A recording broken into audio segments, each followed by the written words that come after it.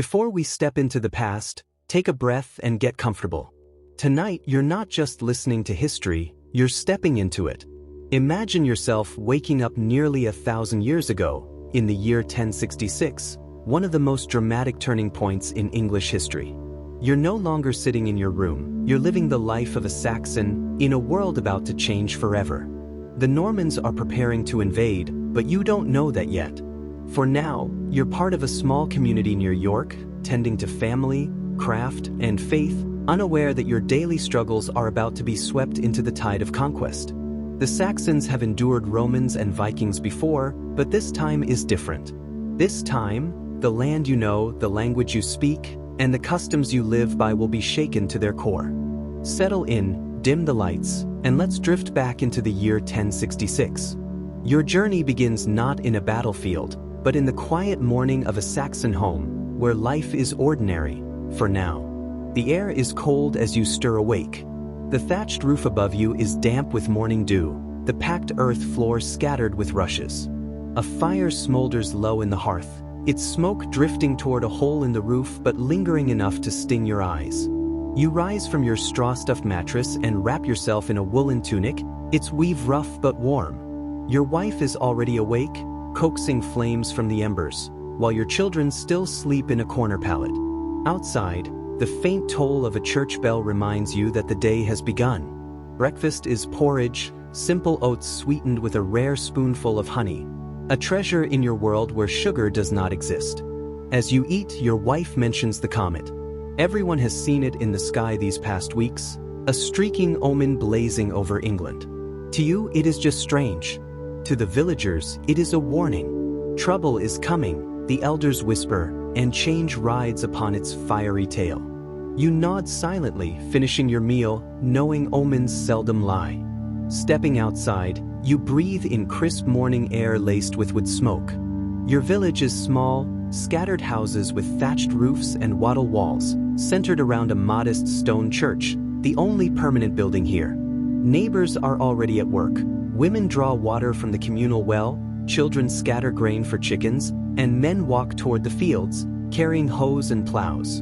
The rhythm of life is familiar, bound by shared labor and mutual survival. You make your way toward your forge, a humble stone structure with an open front. As a blacksmith, your role is vital: nails for barns, repairs for plows, tools for farming. Today is no different, or so you think.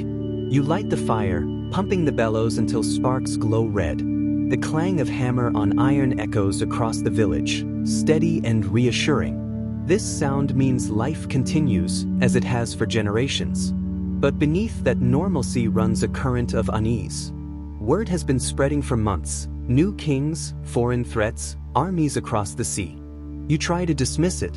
After all, kings feel very far away here. Mid-morning, a rider appears, his horse sweating from the road.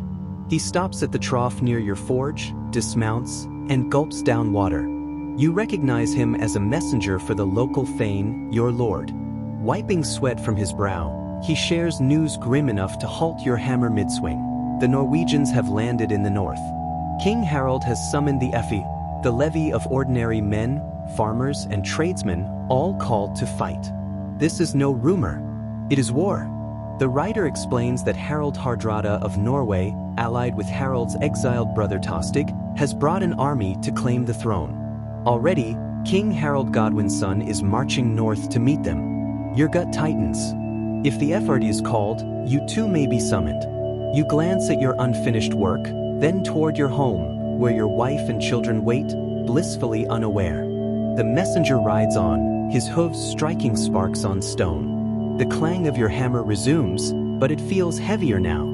Each strike carries the weight of uncertainty, as if you're shaping not iron, but the fragile future of your family. At midday, you return home. The scent of fresh bread rises from the clay oven outside your house. Your wife kneads dough while your children gather sticks for fuel. She greets you with a smile, but it falters as you share the writer's words. The FRD has been called. Her face pales, though she tries to hide her fear for the children's sake. Will they take you? She asks quietly. You shrug, uncertain. As a blacksmith, perhaps you'll be more useful forging weapons than wielding them. Still, the possibility lingers. Together, you eat bread and cheese, a humble meal shadowed by unease. The children laugh, oblivious to the weight pressing on their parents. You watch them and feel a pang of dread. They deserve a world of play, not one where omens streak the sky and kings clash for power. You say little, though inside your thoughts race. War has come before, and the Saxons have endured. But something about this year feels different, heavier, darker. The comet was no idle warning. Days pass in tense anticipation. Travelers bring scraps of news. Then, one morning, shouts rise from the alehouse. Victory! King Harald has met the Norwegians at Stamford Bridge and crushed them. Harald Hardrada lies dead, along with Tostig, the king's own brother. The village erupts in cheers. At last, a moment of relief. England has been defended, the threat to the north destroyed. But your relief is short-lived. Just days later, another messenger arrives with staggering news. William, Duke of Normandy, has landed on the southern coast with an enormous army. Your heart sinks. The English FYRD, already exhausted from marching north and fighting at Stamford Bridge, must now turn south to face this new invasion. The celebrations in the alehouse grow quiet as the enormity of the situation sets in. 2 wars in a single month.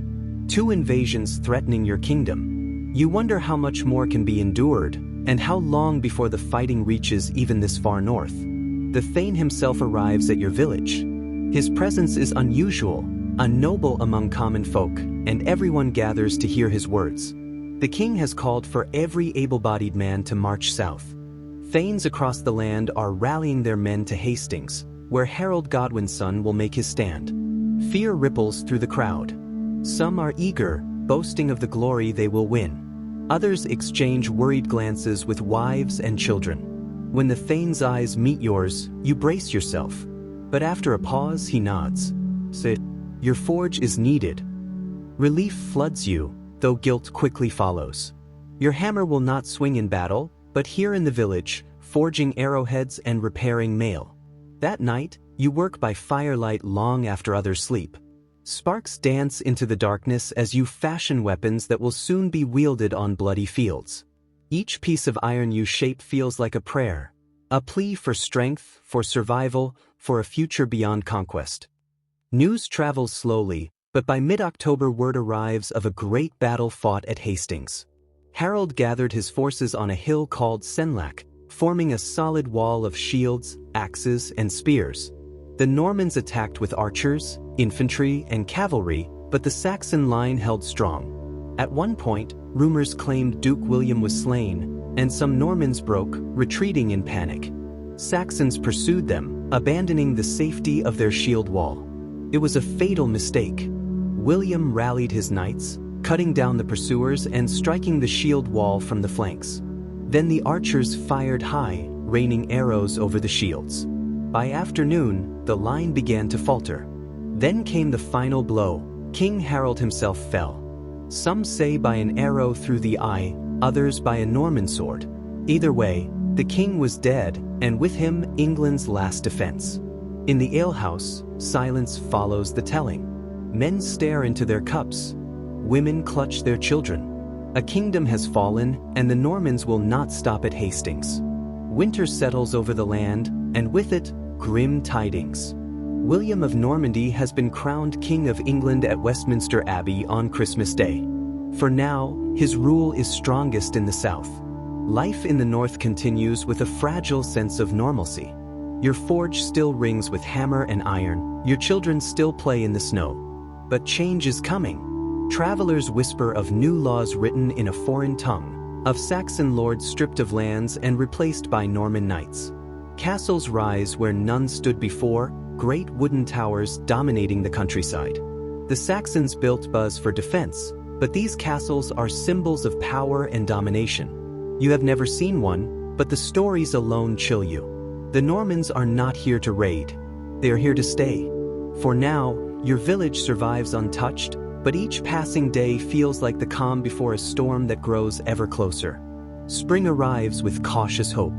The snow melts, green shoots push through the soil, and the village stirs with renewed life. Yet one morning, a rider appears unlike any you've seen before. His clothing is fine, his speech halting in English, laced with a harsh French accent. He meets with the reeve, questioning him about livestock, land, and households. The villagers gather, uneasy. The man writes on parchment, recording everything. Before leaving, he announces a new tax, higher than before. Murmurs ripple through the crowd, but no one dares protest. After he rides away, neighbors whisper anxiously. The Normans are extending their reach northward. Castles, taxes, and laws in French. A world where the language of power no longer matches the tongue of the people. That night, by the hearth, your wife spins wool as you tell her of the stranger's visit. She listens silently, her dropped spindle whirring in the firelight. Finally, she looks at you and asks, "What will become of us?" You have no answer. Only silence. Days pass after the stranger's visit, and the village feels different. The rhythm of life continues, plowing, sowing, mending, but beneath it all hangs a heavy silence. In the alehouse, men speak less freely, wary of who might be listening. The reeve, once a respected elder, now carries himself with nervous caution, mindful of Norman scrutiny. Even the church homilies take on a more subdued tone, as if the priest himself feels watched. For you, work at the forge continues, but every hammer strike echoes in the silence of a community holding its breath. Neighbors glance toward the road more often, half expecting more strangers with foreign tongues. When they do not come, relief is shallow. Everyone knows they will return.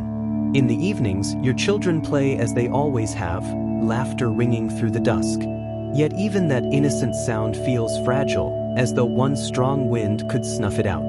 The Saxons have seen conquerors before, but never like this. These Normans do not plunder and leave. They stay, measure, tax, and record. And they listen. One evening, a traveler stops at the alehouse, mud still caked on his boots. He speaks of growing unrest in the north. Earls Edwin and Morcar, Saxon nobles, have refused William's rule. Whispers spread of plans to rise against the Normans, to restore Saxon strength. In the glow of the fire, men lean closer, hope flickering in their eyes. Perhaps all is not lost. Perhaps the Saxons will rally once more. But the traveler shakes his head. The Normans are swift and merciless. Their knights ride heavy war horses, their castles dominate the land, and their king shows no mercy to defiance. Still, the thought lingers like a spark in dry grass. Rebellion. Resistance. Some villagers mutter it under their breath, as though the word itself could summon courage. You remain quiet, uncertain. A rebellion might bring freedom or destruction. When you return home, you find your wife spinning wool and tell her what you heard. She looks up, eyes narrowing. "Be careful with such talk," she warns. "Walls have ears now." Summer brings not only warmth but fire. News spreads like wildfire. York has risen in revolt. Saxon rebels, joined by allies from Denmark, have struck against Norman rule, killing hundreds and burning fortifications. For a moment, it seems as though Saxon strength has returned, fierce and unyielding. In your village, whispers turn to cheers. Old songs of resistance are sung quietly after dark, pride swelling in the hearts of people who have felt powerless. Yet joy quickly gives way to fear. The Normans will not forgive.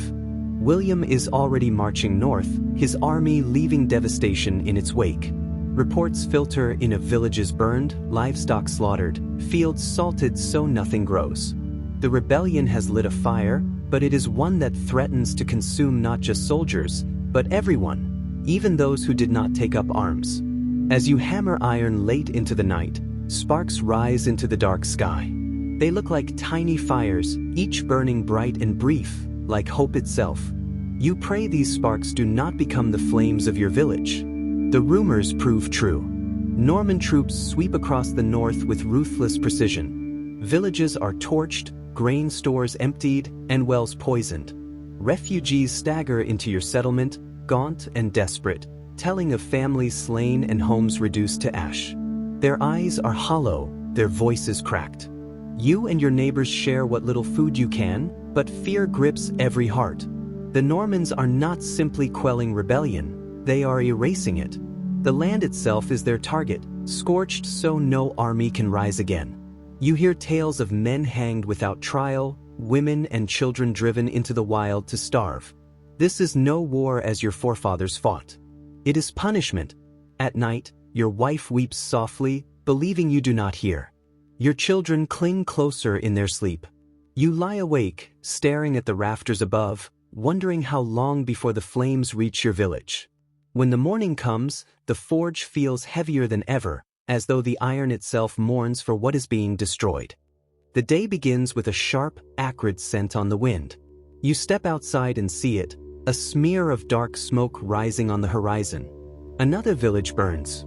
Your stomach knots. The people around you notice it too. Mothers clutch their children, men stand frozen, unable to look away.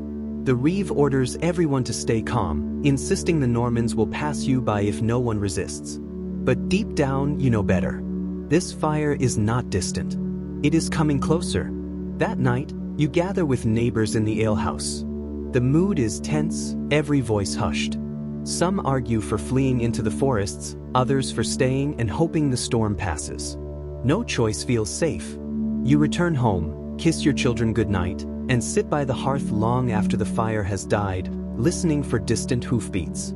Every creak of the house, every gust of wind sets your heart racing. The smoke on the horizon does not fade. It grows. The day you dreaded comes. Norman riders appear at dawn, their banners snapping in the wind. Armored knights on massive war horses, their lances gleaming, their faces hidden behind conical helmets. Behind them, soldiers march with torches and axes. Your village gathers in silence, no one daring to resist. The reeve steps forward, bowing deeply, begging mercy. The commander speaks in French, words few understand, but his meaning is clear: tribute or fire. Livestock is seized, grain taken, tools and weapons confiscated. Your forge is stripped of iron and coal. The soldiers search homes, rough with those who resist. A boy cries as his family's cow is led away. An old woman clutches her cross, whispering prayers. You stand still, hands clenched, rage boiling beneath your skin. But you do nothing. To resist is to die. By nightfall, the Normans leave, but your village feels hollow, stripped of its lifeblood.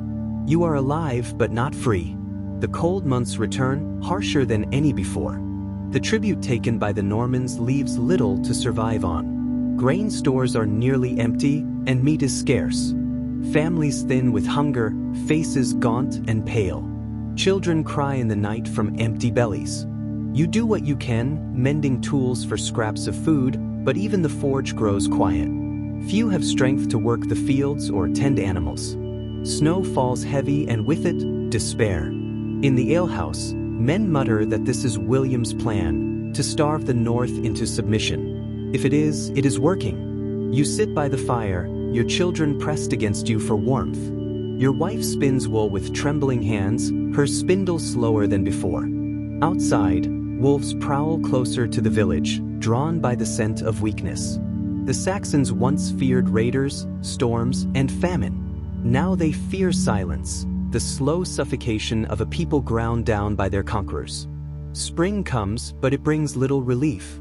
The fields that should be green with crops lie barren. The Normans burned them, salted them, or left them trampled under hoof. Farmers sow seed in desperation, but the earth yields poorly. Hunger lingers and hope withers. You walk the land with others, staring at the emptiness where abundance once grew.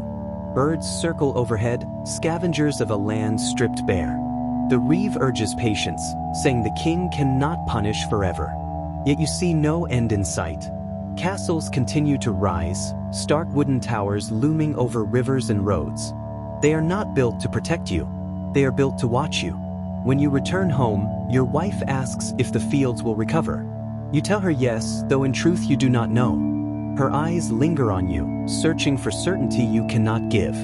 Outside, your children chase each other, their laughter thin, carried away by the wind over empty soil. In these dark times, the church becomes both refuge and reminder. Each Sunday, you gather with your neighbors in the stone church at the village center. Candles flicker against cold walls, smoke curling upward as prayers are whispered in Latin. The priest speaks of patience, endurance, and the eternal kingdom beyond suffering. Some find comfort in his words. Others, like you, struggle. Faith feels heavy when bellies are empty and fields are bare. Still, you bow your head, cross yourself, and kneel beside your family. Around you, men and women pray fervently, clutching rosaries, pleading for deliverance.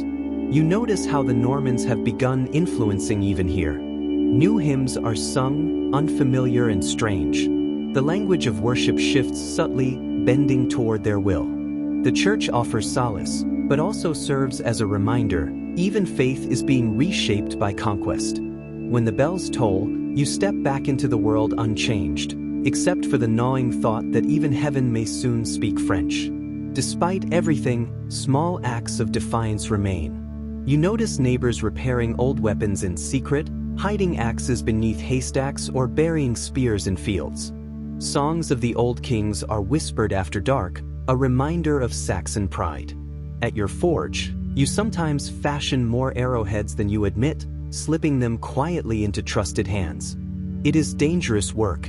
If discovered, punishment would be swift and brutal. But you cannot help it. Each strike of the hammer feels like resistance, however small.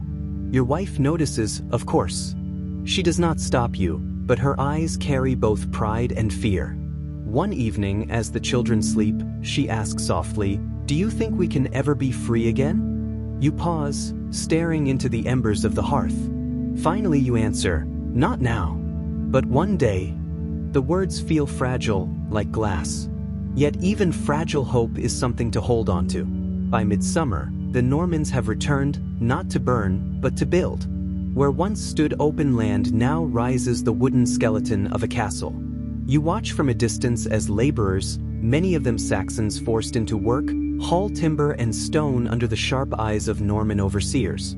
The motte grows higher each week, crowned with a tower that dominates the horizon. Your village feels small beneath its shadow, as though the land itself has been claimed by foreign hands.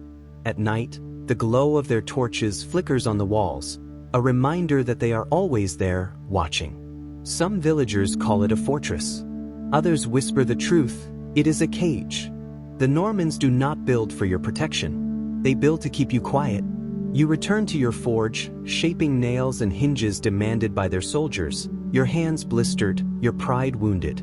Each strike of the hammer rings hollow. You are no longer forging for your people, but for your conquerors. It begins with small changes, words filtering into daily life. The Reeve uses new terms when speaking of taxes, borrowed from the French tongue.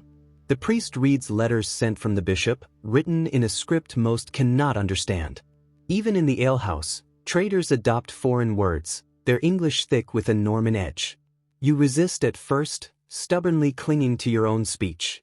But the language of power seeps in, subtle yet unstoppable. Children, quick to adapt, mimic the sounds without hesitation, their play laced with French phrases. It unsettles you, hearing your daughter's voice echo words that feel foreign on your tongue. Your wife notices too, her brow furrowed in silence as she spins wool by the fire. Language is more than words. It is memory, song, prayer, identity. And now, even that is shifting. The Normans take not only your land and food, but your very way of speaking. You wonder, when your children are grown, will they still sound like Saxons at all? One morning, riders approach once more, but this time it is not soldiers. It is a Norman lord, armored and proud, surrounded by retainers. He dismounts before the Reeve, surveying the village with cold, calculating eyes. The people gather in silence, their heads bowed. Through a translator, he announces his claim. The land now belongs to him, granted by King William. You are no longer free folk, but tenants of a Norman master. Tribute will increase, labor will be demanded, and disobedience will be punished. His gaze lingers on you, the blacksmith. He orders you to produce tools and weapons exclusively for his men. Payment is meager, barely enough to feed your family. Rage burns inside you, but you bow your head, for what else can you do? The Lord mounts his horse, leaving dust and fear in his wake. The village is quieter than ever. For the first time, you understand fully, the Saxons are not merely ruled. They are owned. Not long after the Lord's visit, punishment arrives. A young man, barely more than a boy, is caught stealing grain from a Norman cart. Hunger drove him to it, but mercy is not a Norman trait. Soldiers drag him to the village square. The Lord himself delivers judgment, flogging. The boy's cries echo as lashes strike his back, blood staining the earth. Mothers turn away, shielding their children's eyes, though the sound cannot be shut out.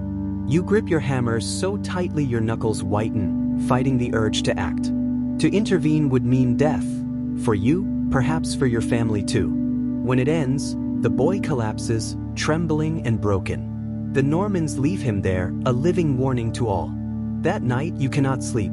The boy's cries haunt you, mingling with the hiss of your forge fire.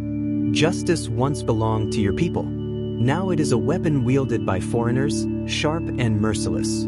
Despite the fear, rebellion simmers quietly.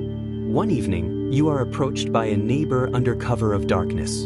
He speaks in hushed tones, his eyes darting toward the shadows. There are men in the forest, he says. Saxons who refuse to bow, living like outlaws, striking Norman patrols and vanishing into the night. Some call them bandits. Others call them heroes. He asks if you might supply them with arrowheads or blades. The request is dangerous. If the Normans discover your hand in rebellion, death will follow. Yet something stirs within you, pride, defiance, perhaps desperation. You agree, cautiously. That night, you forge in secret, your hammer muffled, sparks hidden behind shutters. Each piece of iron feels alive with purpose, no longer hollow work for your oppressors but a spark of resistance. When you hand them over, the neighbor grips your arm tightly, gratitude and fear mingling in his eyes. You say nothing.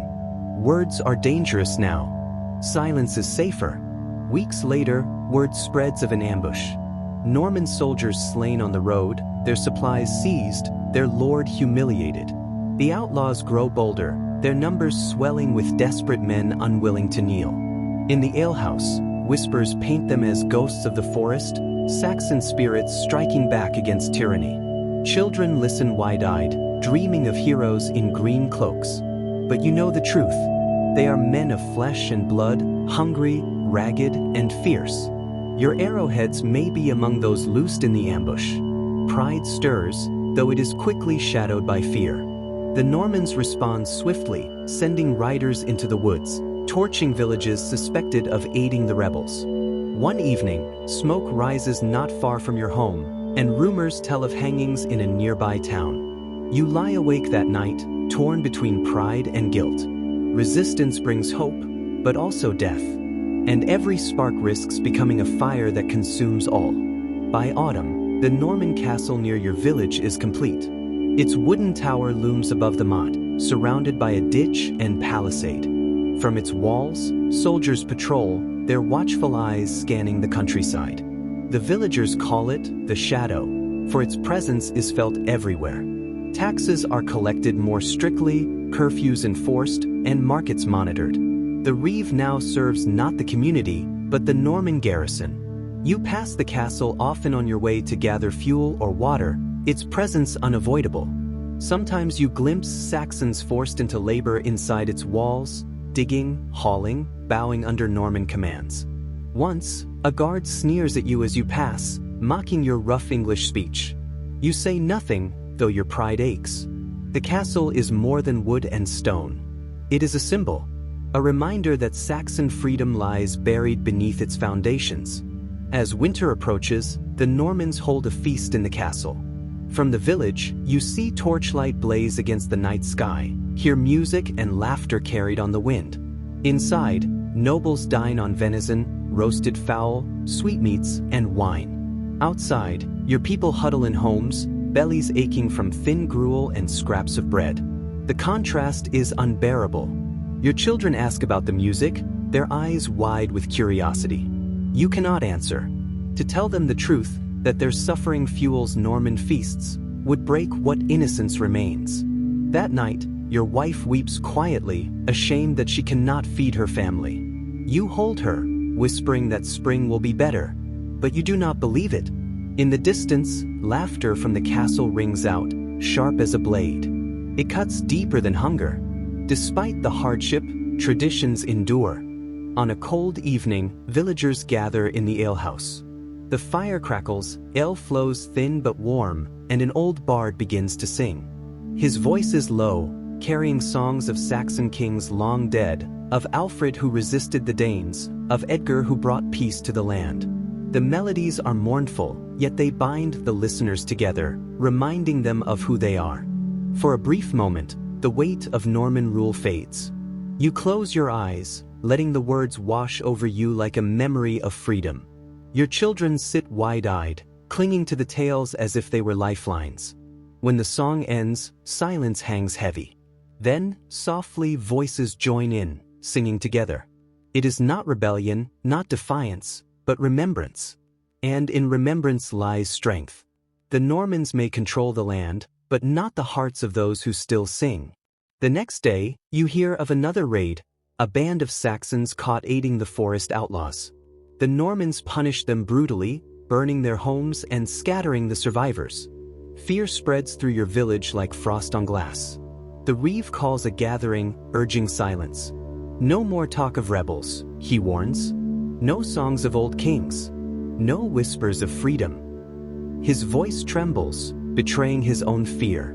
You look around and see weary faces, hollow eyes, lips pressed tight. An unspoken oath settles over the village. To survive, there must be silence. Yet deep inside, silence feels like surrender. That night, as you stoke the forge, you strike the iron harder than ever, the sound ringing out into the cold air. Perhaps it is reckless. Perhaps it is foolish. But in the ringing of steel, you hear something that words cannot carry, defiance. Hide hidden, but alive. The harshest winter in memory descends upon the land. Snow buries the fields, frost creeps through the thatch, and the rivers freeze solid. Hunger gnaws worse than ever. Families boil leather scraps for broth, chew bark, and scrape lichen from stones. Some do not survive the cold nights. Along the road, you pass bodies hastily covered in snow, their faces pale, their hands curled as if still reaching for warmth. The churchyard fills too quickly, graves shallow in the frozen earth. Wolves prowl nearer each evening, their howls piercing the silence. In your home, you ration every crumb, every sip of weak ale. Your children grow thin, their eyes too large for their faces.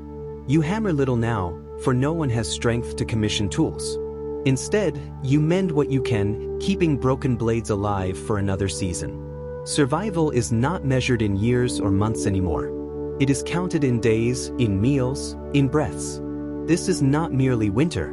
This is William's shadow stretching over the land, cold as death. When the snow melts, the land reveals only ruin. Fields, once fertile, lie barren or scorched. Charred beams jut from blackened earth where villages once stood. Those who survived winter emerge thin and desperate, their steps slow, their eyes hollow. Spring should bring hope, but instead it uncovers scars too deep to heal quickly. You walk with neighbors to survey the damage. Where there should be green, there is ash. Where there should be laughter, there is silence. Yet some begin again, stubbornly scratching the soil with bent tools, planting seeds in ground that may not yield. The work is an act of defiance, planting even when hope feels foolish. You join them, your hammer traded for a hoe, your hands blistering with unfamiliar labor. At home, your children gather wild herbs, anything edible, their small hands stained with dirt. Your wife's spindle turns slowly, thread thin and fragile, like the lives you are trying to hold together. Spring is no rebirth. It is survival, dressed in the clothes of hope. Amidst the ruin, an unexpected sight arrives. A small band of monks passes through the village, their brown robes worn, their sandals cracked. They bring little, but what they carry matters more than gold. Bread, salt, dried fish. They distribute it freely, blessing each family with murmured prayers. Your wife weeps openly as she accepts the food, pressing it to her chest as though it were treasure. You watch your children eat with a hunger that both breaks and heals you. That night, the village gathers in the church, the monks leading chants in Latin. The voices rise together, echoing off the stone walls, lifting hearts if only for a moment. You close your eyes, letting the sound wash over your weariness. It feels like water on parched soil. The monks leave the next morning, their supplies gone, their journey continuing. Their presence was brief, but it left something behind. Not enough to fill bellies for long, but enough to remind you that mercy still exists in a world ruled by cruelty. One morning, a Norman tax collector arrives with soldiers. They demand grain, though you have none to give. Your wife clutches your children close, fear in her eyes. You step forward, explaining in halting words that the stores are empty. The collector sneers, accusing you of hiding food. He orders soldiers to search your home. They find nothing, but still they take the little bread cooling on the hearth. Your youngest cries as they seize it. Something inside you breaks. You want to strike, to fight, to reclaim what is yours. Your hand tightens around the hammer at your side. But then you see your wife's gaze, pleading, terrified. If you act, they will kill you. If you fall, your family will be left defenseless. Slowly you lower your hand. The soldiers leave, laughing, their pockets filled with stolen bread. Your children go hungry that night. You sit by the fire, staring at the hammer, hating it, hating yourself, hating the choice you had to make. Late one night, a knock sounds at your door. You open it to find a hooded figure, mud-caked and weary. It is one of the outlaws from the forest. He speaks quickly, asking for arrowheads, blades, anything you can spare. His eyes burn with desperation and defiance. Your wife protests, fearful of Norman retribution, but you know what he risks by even being here. Quietly, you slip him a small bundle of arrowheads you forged in secret, hidden beneath straw. He grips your arm, gratitude plain on his dirt-streaked face. For England, he whispers before vanishing into the night. You return inside, your wife silent, her eyes filled with both pride and fear. You sit by the dying fire, listening to the night sounds, wondering if tomorrow you will hear news of a Norman patrol ambushed with your work. Each act of defiance feels like a thread of hope, thin, fragile, but unbroken. A week later, the price is paid. Normans arrive, furious, dragging a captured outlaw through the village square.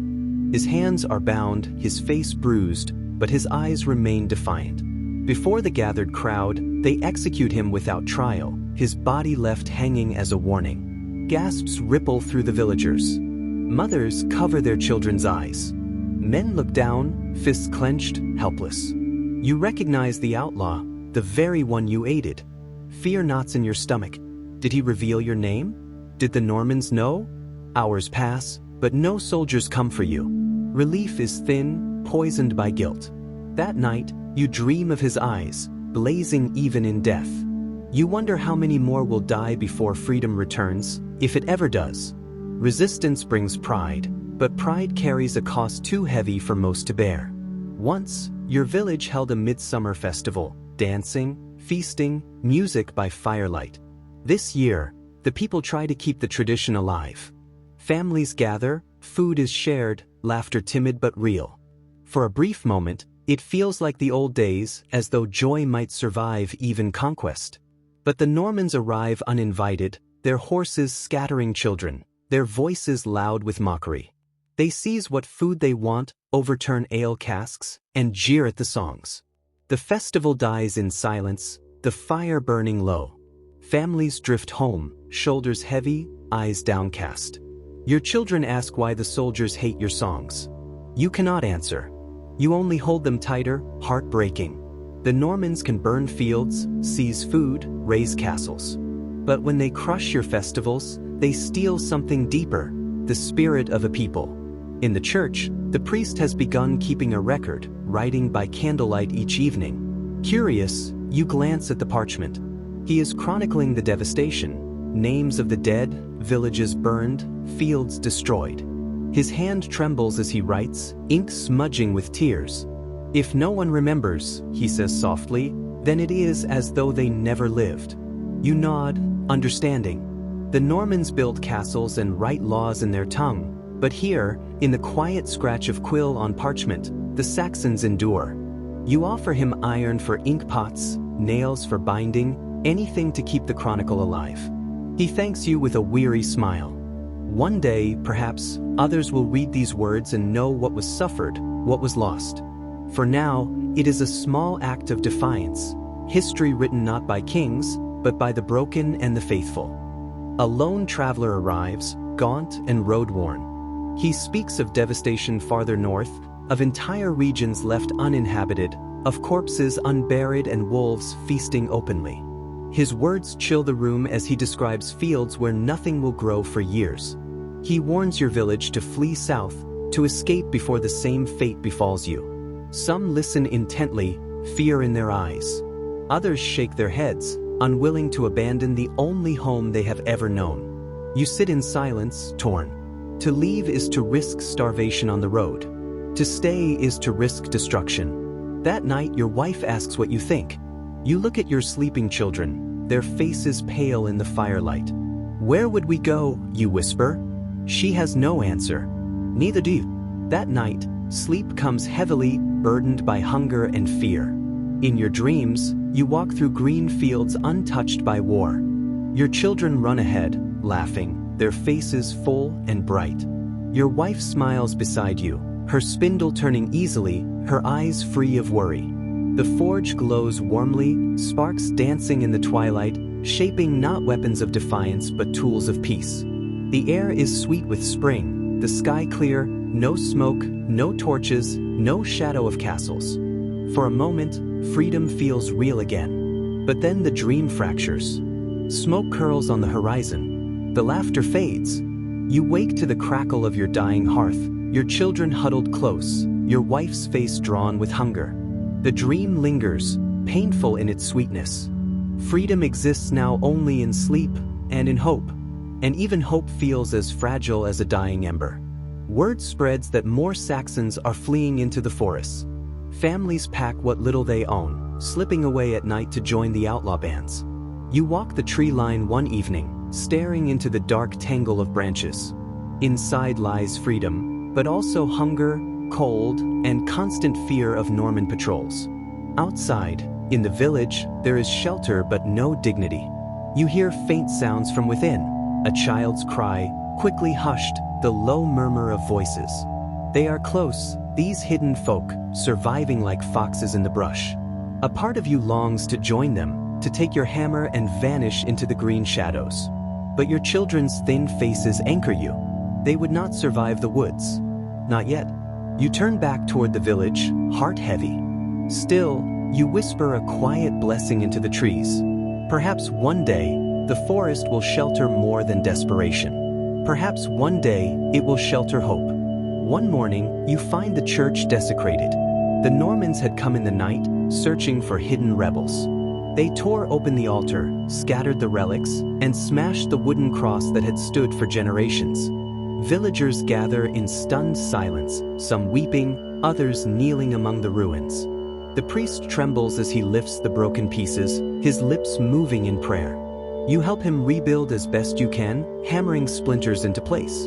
The cross stands again, crooked but upright, a scarred echo of its former self. That night, the villagers gather for prayers, their voices steady though the air is thick with grief. The Normans had tried to break not just wood, but spirit. Yet as the chant rises, filling the ruined church with sound, you realize they have failed. The cross is broken, yes, but faith, like iron, can be reforged. As autumn deepens, wolves grow bold. They prowl near the fields at dusk, their eyes gleaming in the firelight. One night, their howls roll across the village, long and mournful. The sound unsettles you, for it feels like more than hunger. It feels like mourning. In Saxon lore, wolves were omens, symbols of both destruction and endurance. You wonder what they mean now. Children shiver beneath blankets, clutching each other tightly. Your wife spins wool by the fading fire, her eyes fixed on the dark beyond the window. You grip your hammer, though it is no weapon against beasts. Still, the wolves do not enter. They linger on the edges, howling their sorrow into the night. You cannot help but feel kinship. Both wolves and Saxons prowl a world no longer theirs, scavenging scraps from conquerors' tables. Both endure, but only in the shadows. Not long after, a new priest arrives, sent by the Norman bishop. He is stern, his Latin flawless, his French accent heavy. He speaks little English, though he demands obedience in all matters of faith. The villagers listen with blank faces, not understanding the sermons. Gone are the familiar Saxon chants, replaced with foreign hymns. The altar is dressed in fine cloth, but it feels colder now, distant. After service, the priest warns against harboring rebels, calling it sin. You see the people shift uneasily, their faith torn between God and survival. That night, your wife whispers that she misses the old prayers, the ones that felt like home. You agree, though neither of you dare say so aloud. Even the church, once a refuge, now feels conquered. Death visits again, this time a neighbor's child, claimed by fever. The family asks for a Christian burial, but the Norman priest refuses. They cannot pay the fee he demands. In silence, the villagers gather after nightfall. By torchlight, you dig a grave on the edge of the fields. Prayers are spoken in English, the old words that comfort, though whispered for fear of discovery. The child is laid to rest with flowers and a simple cross carved from oak. The family weeps, but there is strength in the gathering. You feel it too, a quiet defiance in clinging to tradition. The next morning, the priest asks where the body is. No one answers. The silence is heavy, but united. Sometimes rebellion is not in swords or arrows. Sometimes it is in a burial, done in secret, done in love. The lord of the castle declares a hunt, forbidding villagers from the forest for a fortnight.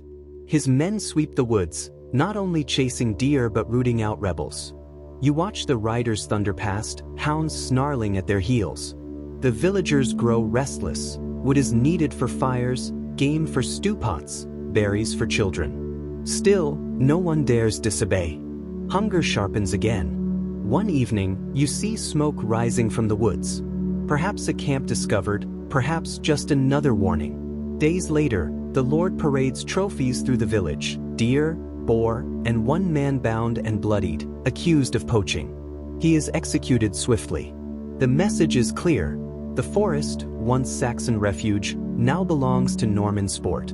Even nature itself feels stolen. Your forge, once a place of livelihood, has become a secret battleground. By day, you craft nails, hinges, horseshoes for Norman demands. By night, when the village sleeps, you work quietly, shaping arrowheads and small blades hidden beneath straw. Each strike of the hammer feels louder than thunder, though only you hear its defiance. Your wife knows but says nothing. Your children watch sometimes, their eyes wide, though you hush them quickly. The tools you make find their way into the forest, into outlaw hands. You do not know whose lives they will take, or whose lives they will save. You only know this: the forge is yours. The fire answers to you, not to Normans. In the glow of embers, you reclaim a sliver of freedom. On All Hallows' Eve, the villagers light candles for the departed. Small flames flicker in windows and along the churchyard, guiding souls homeward. This year, the night feels heavier, the number of candles greater. So many dead, so many gone. Children whisper stories of spirits wandering, seeking vengeance on the Normans. Elders shake their heads but do not silence them. In the alehouse, a hushed song begins, an old Saxon lament for the fallen. Voices join, wavering but strong. Outside, Norman patrols ride by, glancing at the lights with suspicion. But they do not stop. Perhaps they do not understand. Or perhaps they are uneasy, sensing that even in conquest, the dead still belong to the Saxons. A rare market is held at the castle gates, overseen by Norman soldiers. Traders from distant towns arrive with salt, cloth, and meager foodstuffs. The villagers gather eagerly, though prices are cruelly high. You trade iron nails for a small sack of barley, barely enough to last a week. Your wife bargains for wool, her voice steady though her hands tremble. Everywhere you hear French spoken, loud and confident, drowning out the rough English murmurs. It feels less like a market and more like submission. Still, you clutch the barley to your chest as though it were gold. Survival demands swallowing pride, at least for now. That night, as snow begins to fall, the villagers gather quietly in the alehouse. No songs are sung, no laughter rises. Instead, a vow is spoken, not loudly, not in defiance, but in shared whispers. They will endure. They will keep the old words, the old songs, the old prayers, even if only in secret. They will remember who they are. You look around at weary faces, lit by the fire's glow, and feel the weight of the moment. The Normans may own the land, the castles, the markets, even the church, but they do not own the hearts of those who still remember.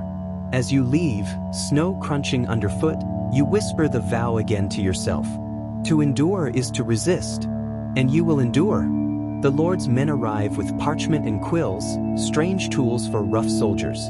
They go door to door, counting cattle, tallying grain, recording every acre of land. None are spared. Even the smallest garden is measured, every chicken marked, every tool noted. They say it is for the king, for his great book that will hold all England within its pages. But it feels like chains being fastened, each stroke of the quill a link.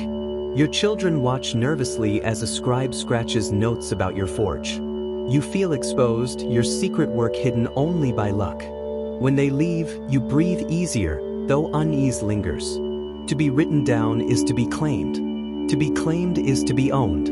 The Normans are not content with castles and swords. They will own even the ink that defines you.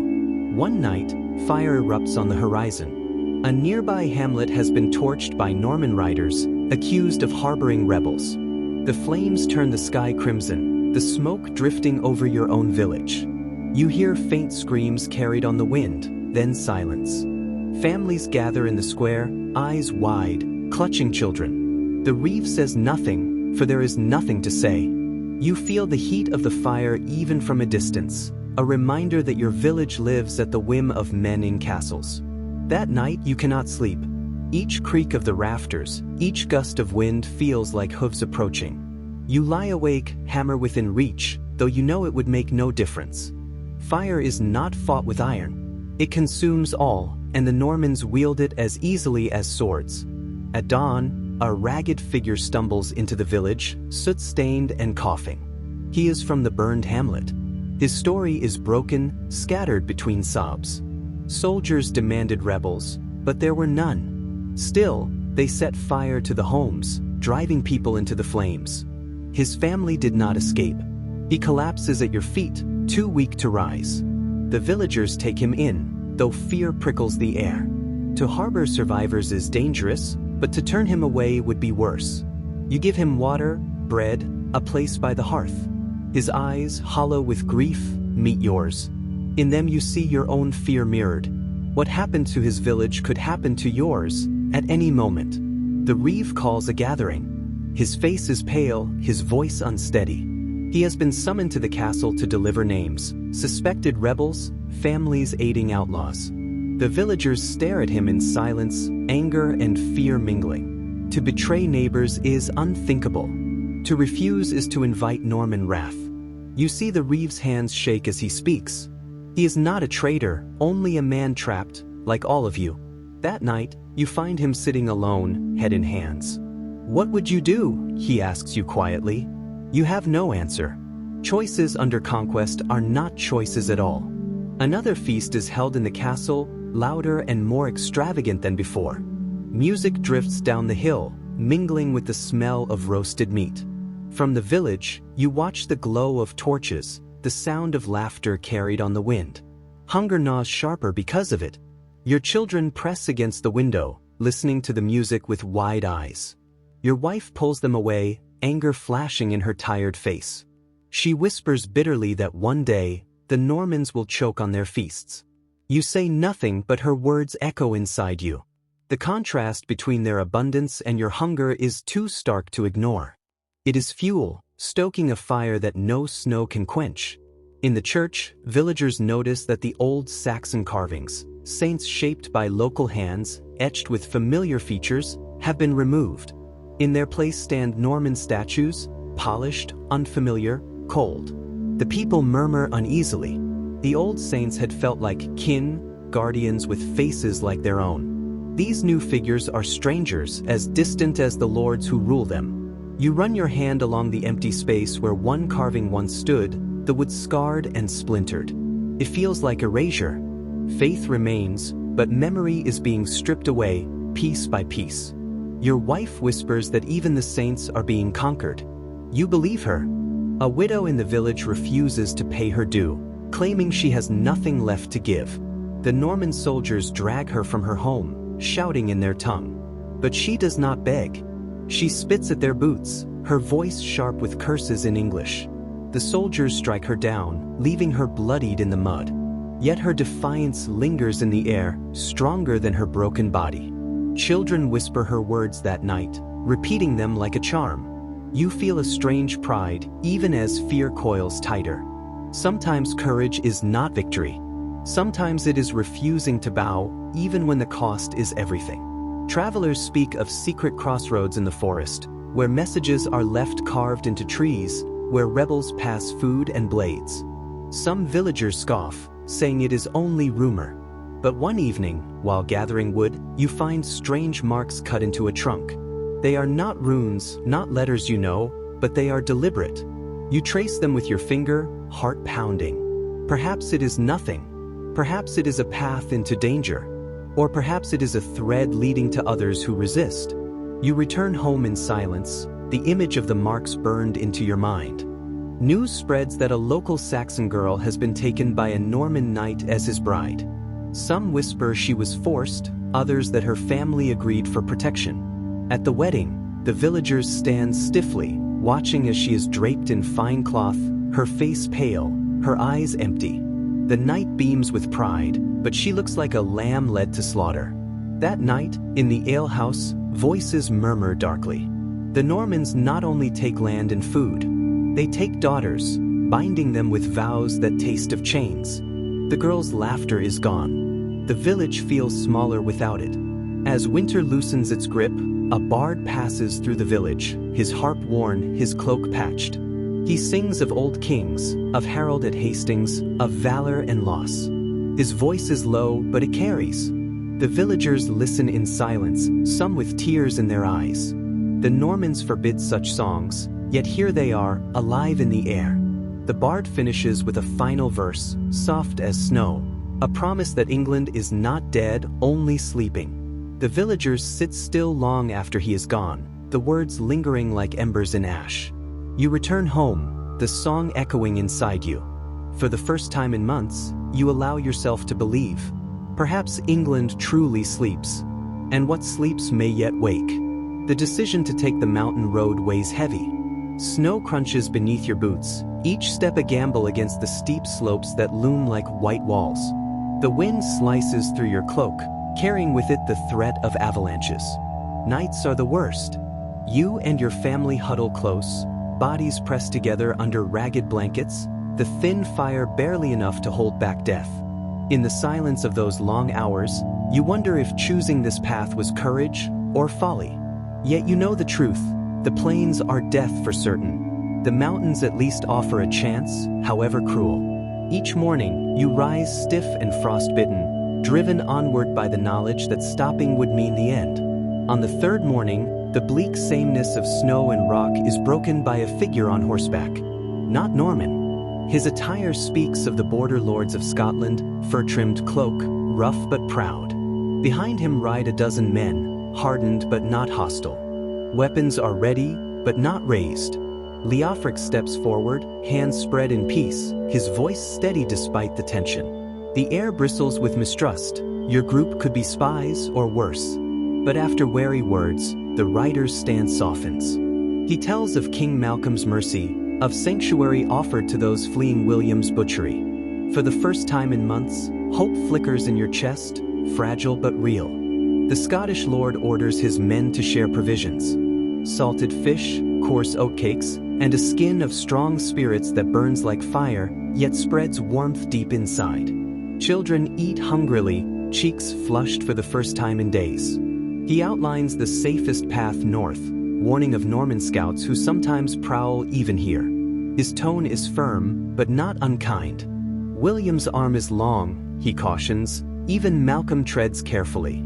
His men linger briefly, watching with guarded curiosity, then ride on. You remain in silence, clutching the precious food.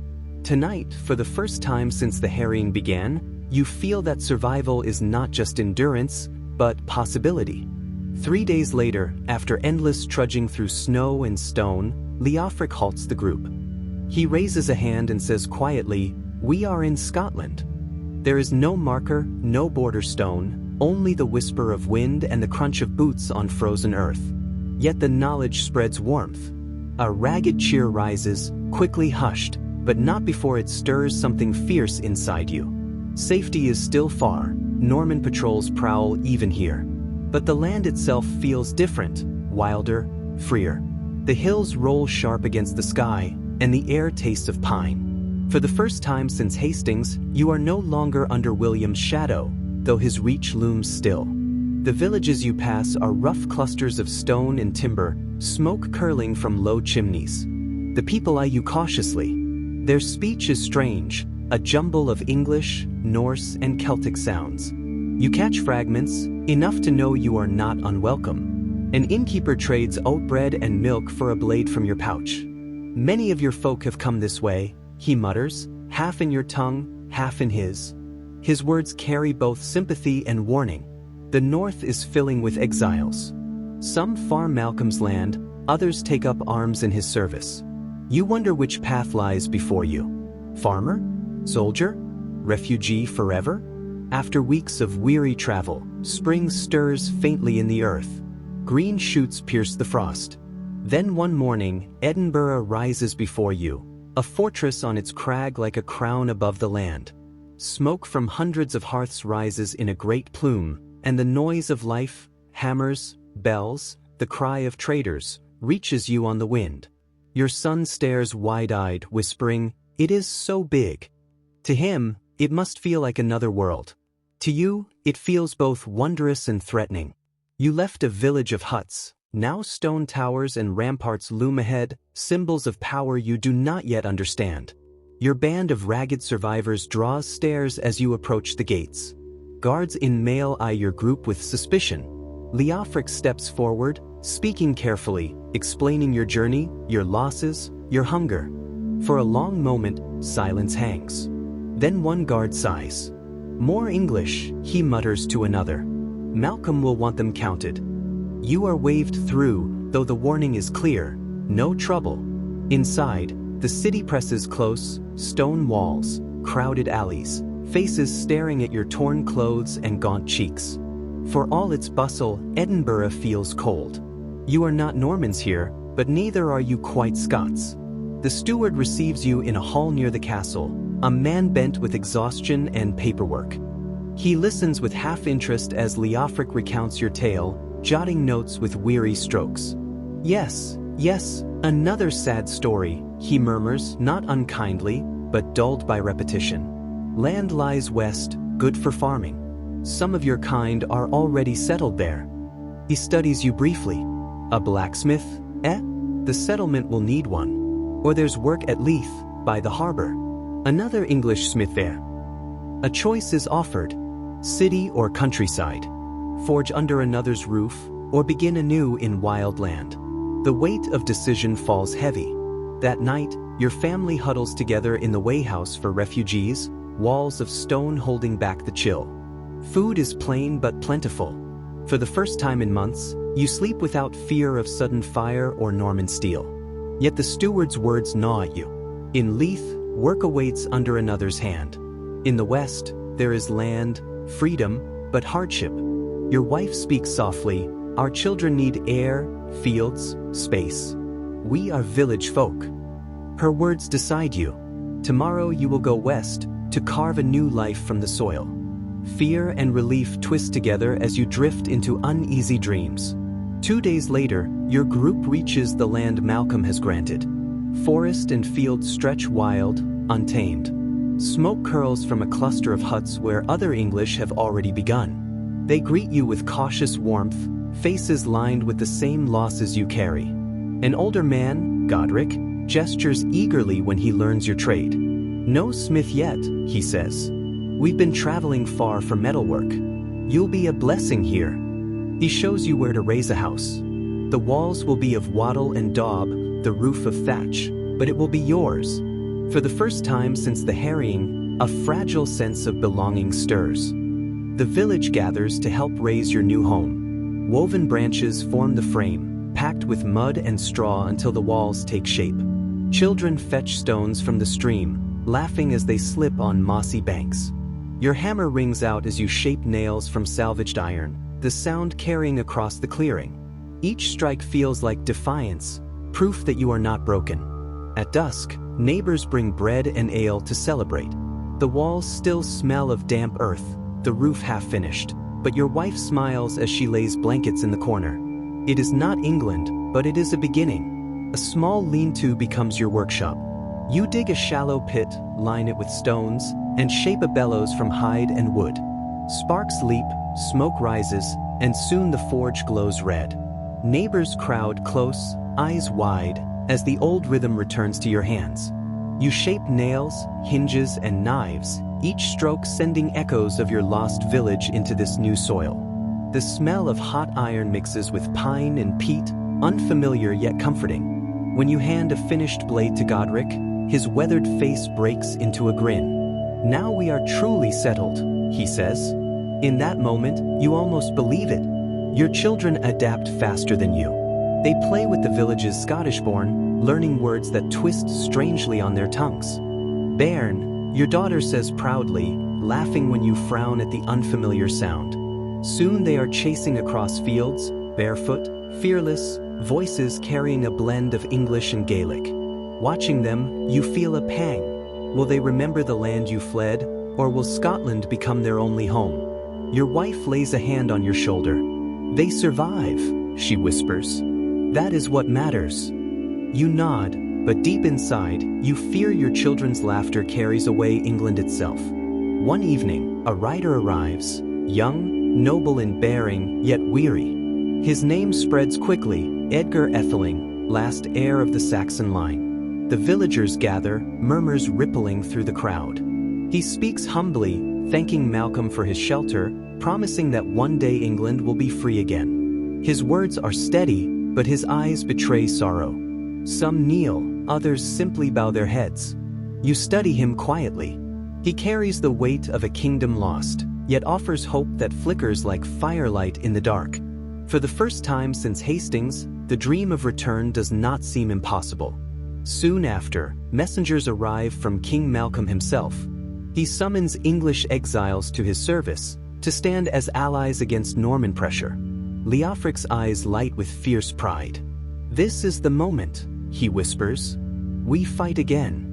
Yet your wife grips your arm, fear sharp in her voice. "Enough blood.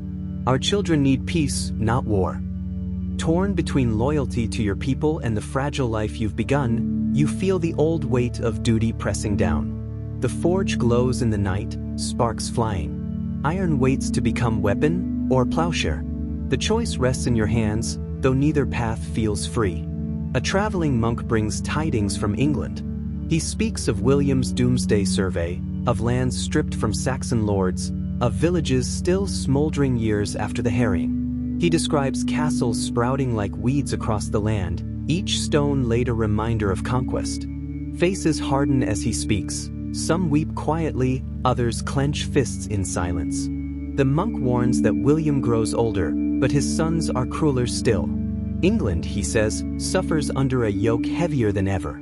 That night, the village sits by the fire, silent, each lost in thought. Home is gone, yet its pain travels with you. The first true winter in Scotland descends with merciless force. Snow piles against the huts, winds howl through every crack. Food grows scarce, despite careful rationing. The children's cheeks hollow, coughs spreading through the settlement. You work by the forge, hands cracked and bleeding, shaping tools for neighbors to barter for grain. Sometimes you dream of the Norman feasts you once watched from afar, tables heavy with meat. The memory burns more bitter than hunger. Yet you endure. Each morning you rise. Each night, you sleep with family close, praying the walls hold. Survival itself becomes your act of defiance. In hardship, the English settlers grow close. Shared labor builds barns and fences, shared grief binds hearts. Around the fire, stories are told, not only of England lost, but of England remembered.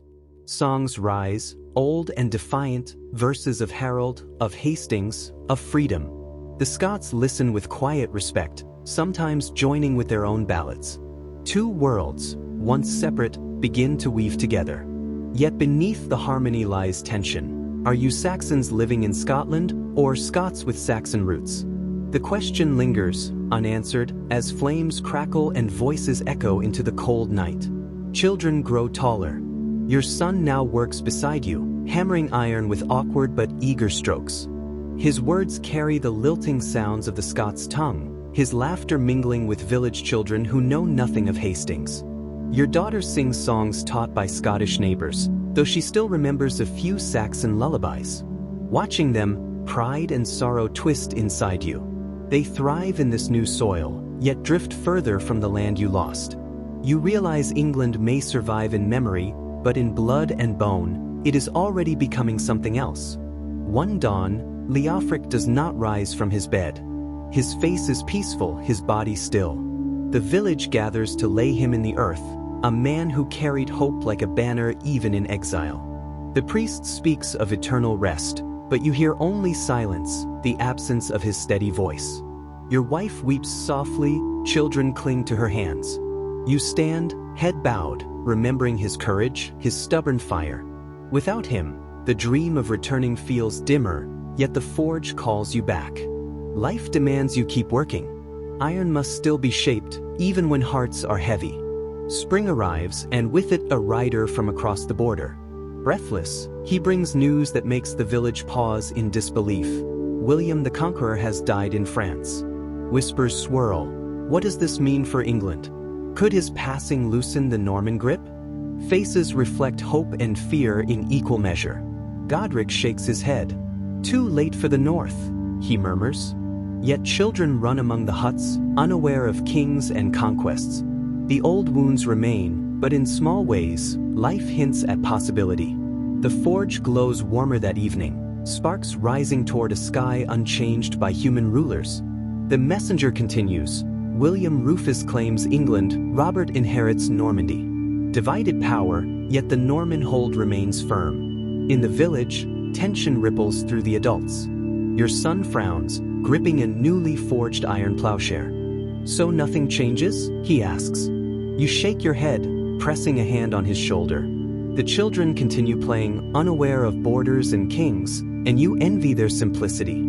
Still, you know that the world beyond your settlement continues to shift, and with each change, the exile community must adapt once more. Life settles into a rhythm. Fields are expanded, granaries filled, sheep graze on gentle hills. Your forge hums with steady work, plowshares, nails, hinges, even decorative ironwork. Scottish neighbors occasionally visit, trading wool and grain, sharing news of events far to the south. The children grow more confident, learning both Saxon and Scottish ways. At night, families gather, sharing songs and tales. Each day carries the quiet satisfaction of survival, tempered by the ache of lost homes. You wonder if England will ever feel real to your grandchildren beyond the stories you tell. Summer brings a new life. Your daughter gives birth to a healthy son. The village celebrates quietly, aware of how fragile joy is after decades of struggle. Naming him after an old Saxon relative feels like a small act of resistance, a tether to a past nearly erased. Your wife cradles the infant, tears in her eyes, while the older children peer curiously. You feel pride mingled with sorrow. England's memory lives in these new lives, but whether they will return or only remember remains uncertain. A traveling merchant arrives, bringing letters and whispers from the south. Norman castles spread like dark sentinels. Saxon nobles stripped of their lands, monasteries looted, villages under strict control. Yet resistance flickers in marshes and hills, small defiant acts preserving English ways. The village listens in rapt silence. Some hearts swell with pride at the courage of distant kin, others tighten in fear. You look at your son, shaping iron quietly beside you. He listens but does not yet understand the cost of defiance. Perhaps that is mercy. The cold returns, sharper than before. Snow drifts pile against the walls. Frost etches the windows. Food dwindles. coughs spread through the village, and the forge becomes a gathering point for warmth and shared labor. Your hands crack and bleed, shaping tools to survive the harsh months. By night, the community huddles together, telling tales of England's past. You realize survival itself has become an act of resistance, each day a defiance against the erasure of your culture. Even in frost and scarcity, the forge glows, a stubborn pulse of life. In spring, new arrivals join the village: English, Welsh, even a few Danes fleeing Norman rule. Everyone contributes to rebuilding: timber hauled, fields plowed, fences repaired. Stories are shared, songs taught, skills exchanged. The old divisions fade, replaced by common purpose. You notice the younger generation weaving together Saxon and Scottish traditions. The settlement grows resilient, a living testament to endurance. Your family, once broken by flight and hunger, thrives amid laughter and labor. For the first time, Scotland begins to feel like home. Your forge becomes more than a workplace, it is a school. Your son teaches apprentices, including a Scottish boy eager to learn metalwork. You demonstrate techniques passed down through generations, ensuring that skill and memory survive. Villagers watch as iron becomes plowshares, hinges, and even small decorative pieces. Sparks rise, reflecting determination and legacy. The forge is a symbol. Though England is lost, knowledge, skill, and culture endure. Watching the apprentices work, you feel pride and a quiet hope that this heritage will outlive all the violence you endured. Night falls and you sit by the hearth, your family around you. You reflect on the journey, from burning villages to treacherous mountains, from exile to building this Scottish settlement. Your hair grays, your back aches, but your heart is steady. You see your children and grandchildren thriving, your forge flourishing, the village resilient. The ache for England never fully fades, but it is tempered by the life you've built. Your wife leans against you, fingers interlaced. "We have survived," she whispers. And you know she is right. Spring blooms, and you gather the village for the first of many storytelling nights. Tales of Saxon kings, heroes, festivals, and England itself fill the hall. Children born in Scotland listen wide-eyed, their imaginations shaping a world they have never seen. Adults share memories of houses, fields, and neighbors left behind. These stories become more than entertainment. They are the living memory of a people, a defiance against forgetting. You look at the faces around you and realize, England may be far, but it lives here, in song, in craft, in memory, and in the hearts of those who carry it forward. The village has grown into a true community. New wooden houses rise along dirt roads, and fields of barley, wheat, and oats stretch toward the hills. Sheep graze in orderly flocks, and villagers tend gardens filled with vegetables and herbs. Your forge now has a proper roof and chimney, smoke curling steadily into the sky. Traders come from Edinburgh, commissioning both practical and decorative ironwork. The settlement's reputation spreads, drawing more refugees seeking safety and stability. The sense of purpose in this once-harrowed community is palpable, and hope begins to root itself firmly in Scottish soil. Your son and daughter now help lead the younger generation. By day, your son teaches metalworking. By night, both children help share Saxon stories and songs with the village youth. The children born in Scotland are enthralled by tales of England, kings, heroes, festivals, but also begin blending these stories with Scottish legends from neighboring communities. You watch them, realizing that exile has not erased culture, it has transformed it. The younger generation grows strong, curious, and resilient, carrying both memory and adaptation in equal measure. One morning, a Scottish messenger arrives, delivering a letter from King Malcolm. The king commends the village for its resilience and diligence and invites representatives to a council in Edinburgh to coordinate matters among English refugees. Godric and you are chosen to attend. Traveling to the city, you notice the growing Norman influence creeping even into Scottish towns, castle construction, garrison troops, but also signs of Scottish and English cooperation. The experience strengthens your resolve to protect your community, both culturally and physically, from outside pressures. In the council hall, you meet representatives from other English settlements. Discussions range from trade, defense, and farming techniques to preserving cultural traditions. Stories of English villages under Norman rule fill the room, some thriving quietly, others crushed. You speak cautiously, balancing the hopes of your community with the harsh realities of the South. Your wisdom earns respect, and for the first time, you feel a sense of influence beyond your own forge and village. Decisions made here affect hundreds of displaced Saxons, and you grasp the weight of responsibility. Winter returns, harsher than ever. Snow piles high, frost etches windows, and the wind howls through gaps in poorly built houses. Food is rationed carefully. The forge becomes a sanctuary, its fire drawing villagers who work or simply warm themselves. Illness spreads, reminding everyone of the fragility of life. You spend long hours repairing tools, crafting stoves, and advising neighbors on methods to survive the cold. Despite hardship, the village pulls together, stronger through cooperation. You understand that the struggle itself has become a defining part of your identity here. A traveling Englishman arrives, carrying letters from England.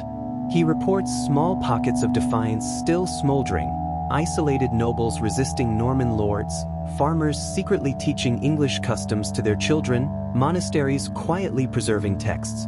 Listening to him, you feel a stirring of hope. Even in exile, English culture survives. You share the news with your children, stressing the importance of vigilance and remembrance. Though returning to England seems impossible, you see that preservation is a form of quiet resistance, ensuring your people's legacy endures. Your daughter marries a young man from a neighboring English settlement. The wedding is simple but meaningful, blending Saxon and Scottish customs. The union strengthens alliances between communities, encouraging trade, mutual protection, and shared cultural traditions. Villagers celebrate together, reinforcing the bonds formed through years of shared hardship.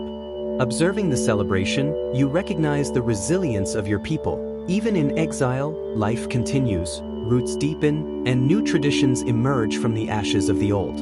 You devote more time to teaching. Your son and the Scottish apprentice have become competent smiths, and you now focus on passing down stories, rituals, and techniques. Nights are filled with song, tales, and lessons in craft. You feel a deep sense of purpose. Even if England remains lost to your generation, the next will carry forward the skills, values, and memories that define your people.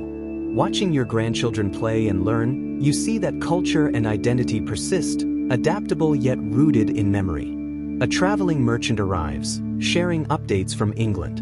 Norman fortifications have multiplied, French dominates the courts, and taxation grows heavier. Many villages remain abandoned, while survivors navigate a new feudal order. Yet resistance quietly continues, in secret schools, hidden gatherings, and whispered tales.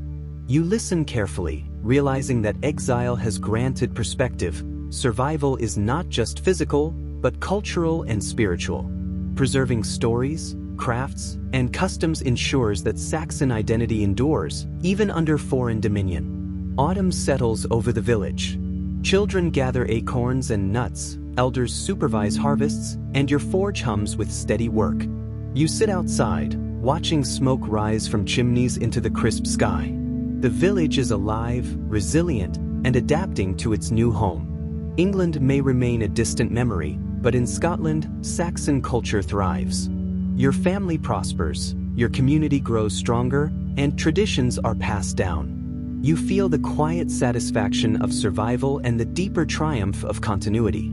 Though the conquest altered your destiny, the spirit of your people endures, shaping a future forged in exile yet rooted in memory.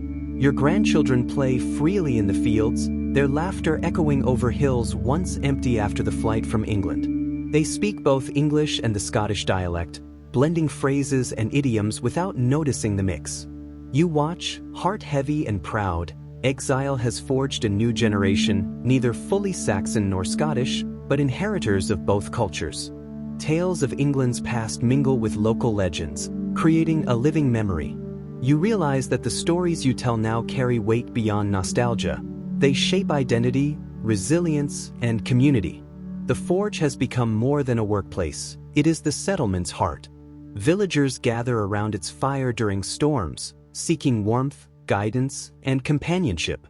You teach apprentices not just metalworking, but patience, precision, and pride in craft. Tools and decorative pieces now flow to Edinburgh's markets, establishing the settlement's reputation beyond its borders. Each hammer strike echoes with history, Saxon techniques preserved, adapted to the Scottish environment, a testament to endurance and skill. Spring arrives with familiar rhythms, planting, tending, and renewal. Villagers revive Old English festivals, adapting them to their new surroundings. Maypole dances blend Saxon and Scottish music. Harvest celebrations honor both ancestral traditions and the bounty of this land. You notice children wearing colorful garlands and singing songs your wife taught them. The blend of cultures is seamless, comforting, and vibrant. Exile has forced innovation, but the soul of the Saxon way survives, resilient and proud.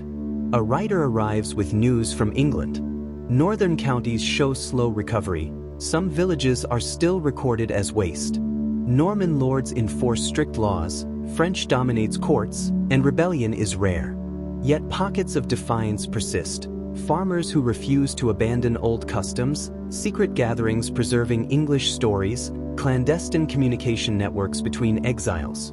Listening, you feel a quiet pride. Even in despair, the Saxon spirit endures. Your settlement, you realize, is part of that larger legacy, a seed planted in fertile exile. A wandering monk reaches your village, bringing books and manuscripts rescued from monasteries in England. He shares them with elders and children alike, reciting passages from old Saxon prayers and chronicles. You marvel at how knowledge survives despite conquest. Children copy letters, learning old scripts, while adults discuss history, governance, and morality.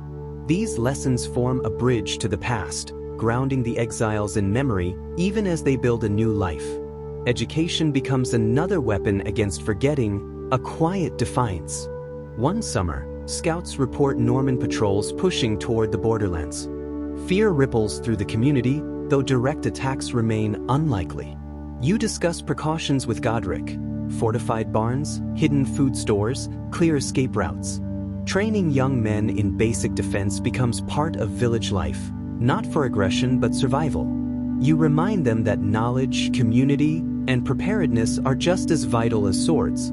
The shadow of conquest persists, but it strengthens rather than weakens the settlement. A young couple, one English, one Scottish, marries in a ceremony that draws the entire settlement. Saxon and Scottish traditions intermingle: blessings, songs, dances, and symbolic gifts. You watch, realizing the significance. This union represents the integration of exile and host culture. The children of such marriages will inherit dual identities, shaping the future in ways your own generation could scarcely imagine. The settlement is no longer a mere refuge. It has become a thriving, adaptive community. With the monks' encouragement, the village establishes its first schoolhouse. Children gather daily to learn reading, writing, arithmetic, and history. You contribute, teaching metalworking basics and storytelling, passing practical and cultural knowledge. The school strengthens the village's identity, ensuring that the next generation understands both their English heritage and Scottish surroundings. Literacy spreads, enabling communication with Edinburgh, neighboring villages, and even distant exiles, weaving a network of shared knowledge.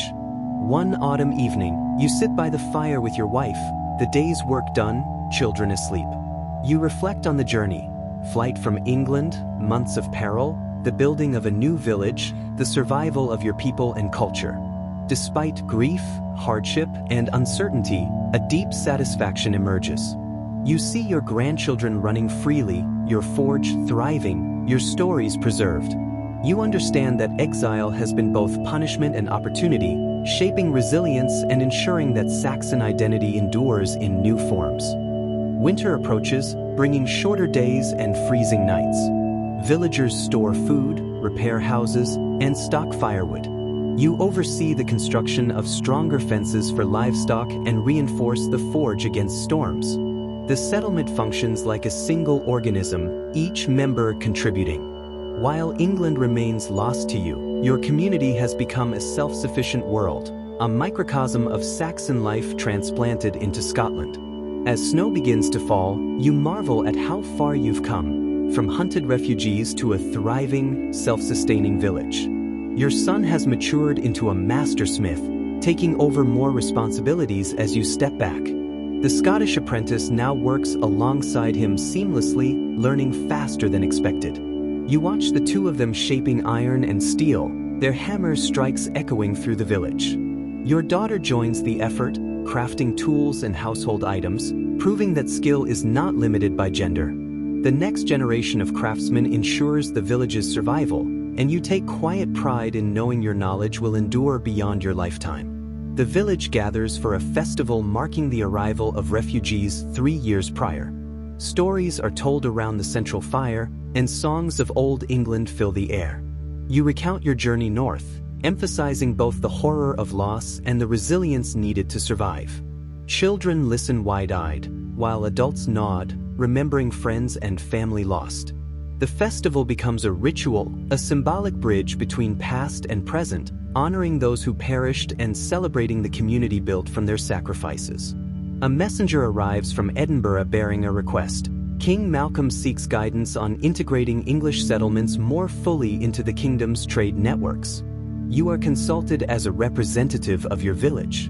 Walking through the capital, you marvel at the contrast with your simple home: stone streets, bustling markets, and nobles in fine clothing. Despite the grandeur, you remain grounded, aware that true strength lies in sustaining your people and preserving their identity. Your advice emphasizes self-reliance, skill preservation, and cultural memory. Spring brings new challenges. Crops must rotate to preserve soil fertility, and you teach villagers improved plowing techniques. Your wife experiments with herbal remedies for winter illnesses, while children assist in planting. You realize that surviving in Scotland requires not just skill but deep understanding of the land's rhythms. Saxon methods adapted to northern climates prove effective, and villagers increasingly rely on your guidance. The settlement flourishes, a testament to knowledge carried across borders and hardship. A wandering storyteller visits, sharing tales of small acts of defiance in England. Farmers hiding English customs, priests preserving texts, nobles quietly resisting Norman rule. The stories inspire hope but also caution. You remind younger villagers that bravery comes at a cost, and safety must be balanced with principle. The stories spark lively discussion, and children, wide-eyed, begin dreaming of the homeland they have never seen. These tales sustain a collective memory, ensuring the spirit of England endures even in exile. The settlement celebrates the first truly abundant winter harvest. Fires blaze, food is plentiful, and villagers gather to share meat, bread, and preserved vegetables. Music fills the hall, blending Saxon and Scottish melodies. Children perform plays recounting their parents' journeys, and the community revels in survival, ingenuity, and continuity. You watch, realizing that even in exile, life can thrive, that joy and sorrow coexist, and that the human spirit adapts to adversity in remarkable ways. A courier arrives carrying a letter from a distant cousin still in England. The words are cautious, tinged with fear. Norman lords enforce harsh rule, but English families persist quietly. Farms recover slowly, but some traditions survive underground. The news is bittersweet, proof that life endures, yet a reminder of what was lost. You share the letter with villagers, inspiring discussions on maintaining English ways while adapting to new circumstances. Knowledge and connection across borders remain vital to identity. You propose the creation of a smithing guild within the settlement. Master craftsmen and apprentices formalize training, creating standards and passing on techniques systematically. The guild fosters pride, skill, and cooperation. Orders flow in from Edinburgh and nearby villages, providing income and influence. The forge becomes a hub not just of metalwork, but of culture, tradition, and continuity. You witness firsthand how structured skill sharing strengthens a community, transforming survival into sustainable growth. Your grandchildren begin learning the ways of both Saxon and Scottish life. They ride horses across the hills, learn to fish and hunt, and master craft skills. You teach them stories, blacksmithing, and the ethics of work and community. They ask questions about England, about the Normans, about what came before. You answer with care, balancing honesty with hope. They are growing up with a dual heritage, grounded in resilience and adaptability, ready to face a world neither fully old nor fully new. Snow blankets the village once more. Fires burn in every home, smoke curling skyward. You sit beside your wife, watching children play in the snow.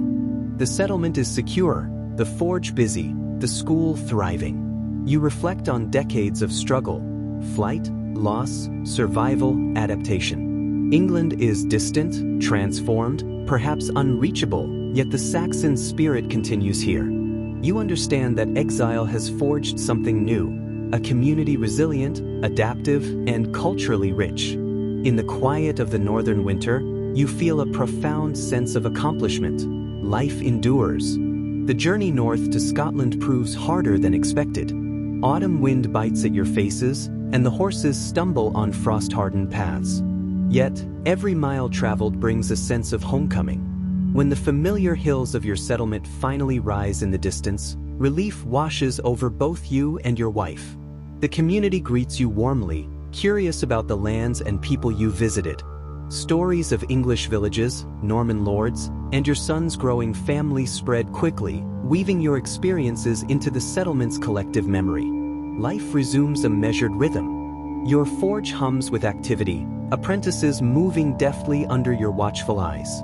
Even as the days shorten, there's comfort in the predictability of labor, in the shaping of iron and steel, in the simple sound of sparks against the anvil.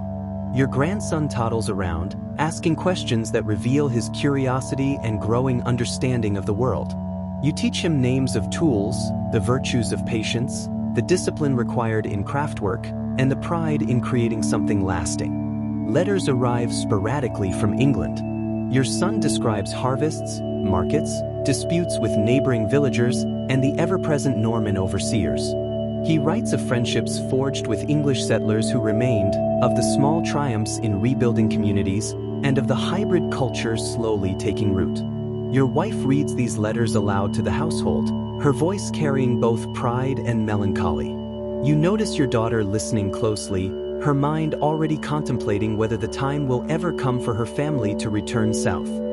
Winter descends gently, covering the hills in white. Snow muffles the forge's surroundings, yet inside, the hearth's warmth keeps spirits high. The community gathers in shared halls, exchanging stories of England and Scotland, of what has been lost and what has been gained. Children's laughter rings out, blending with older voices recounting tales of the harrying and the journeys thereafter. The cycles of birth, growth, and learning continue. Spring returns with subtle promise.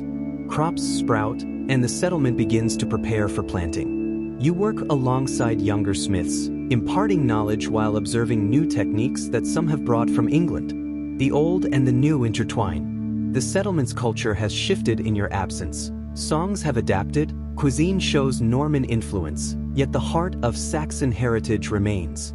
Your grandson grows quickly. By midsummer, he is walking steadily, his voice beginning to form words, some of which echo the Saxon tongue while others reflect words picked up from English travelers or stories of your son's village. You marvel at this fluidity. The child embodies the continuity of your people across borders, carrying both memories and lessons that cannot be imposed by conquest alone. Occasionally, travelers bring news from England, disputes among lords, shifts in power, and glimpses of how communities recover after decades of upheaval. You hear that some Norman lords, born in England, now speak English at home, marry English women, and maintain both worlds in uneasy but practical balance. This fascinates you. The conquerors themselves, it seems, are gradually becoming part of the land they once sought to dominate. As harvest approaches, you find time to walk the hills alone. The familiar landscape evokes memories of exile, of loss, and of resilience. Each tree, stream, and hill carries a story of survival. Standing atop a rise, you look toward the south, toward England, and imagine the world your son and his family inhabit. Life has changed irrevocably, yet there is continuity. In the language, the customs, the craft passed from hand to hand. In the evenings, your wife and you sit together by the hearth. Conversations drift between practical concerns and philosophical reflections. She muses on the hybrid culture emerging among the youth. Children growing up in a world neither fully Norman nor fully Saxon, embodying the slow evolution of identity shaped by displacement and adaptation. You nod, silently acknowledging both loss and hope, recognizing that survival itself has required ingenuity, endurance, and patience. The settlement thrives quietly.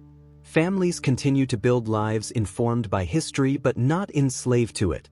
Children grow into roles within the community, balancing the old ways with adaptations brought by necessity and contact with the English South. There is pride in this continuity, tempered by an awareness that the scars of conquest remain beneath the surface. By late summer, the first leaves turn gold. Preparations for seasonal festivals begin. The village gathers, celebrating harvest and life itself. Crafts, music, and storytelling flourish. Your grandson, now able to toddle confidently among the adults, participates in the festivities, a small but powerful symbol of enduring Saxon culture carried forward into an uncertain world. One evening, after the celebrations, you find yourself on a quiet hill overlooking the settlement. The fires of evening glow like scattered embers across the valley. You think of your son in England, of the hybrid villages, of families who chose to stay or return. The Norman Conquest changed everything, yet it did not erase the essence of who you are or the people you represent. Life continues. Culture endures. And in that realization, there is a fragile but resilient peace. Autumn deepens, and the settlement prepares for the colder months. Smoke rises from multiple chimneys as families tend to winter stores. You work steadily at the forge, crafting tools for farmers and repairing carts before frost makes travel impossible. The apprentice has grown competent, capable of managing the forge with minimal supervision. You watch him carefully, noting the pride in passing knowledge to someone who will carry it forward. Your grandson now runs alongside the adults, his small hands eager to help, learning the rhythms of daily life.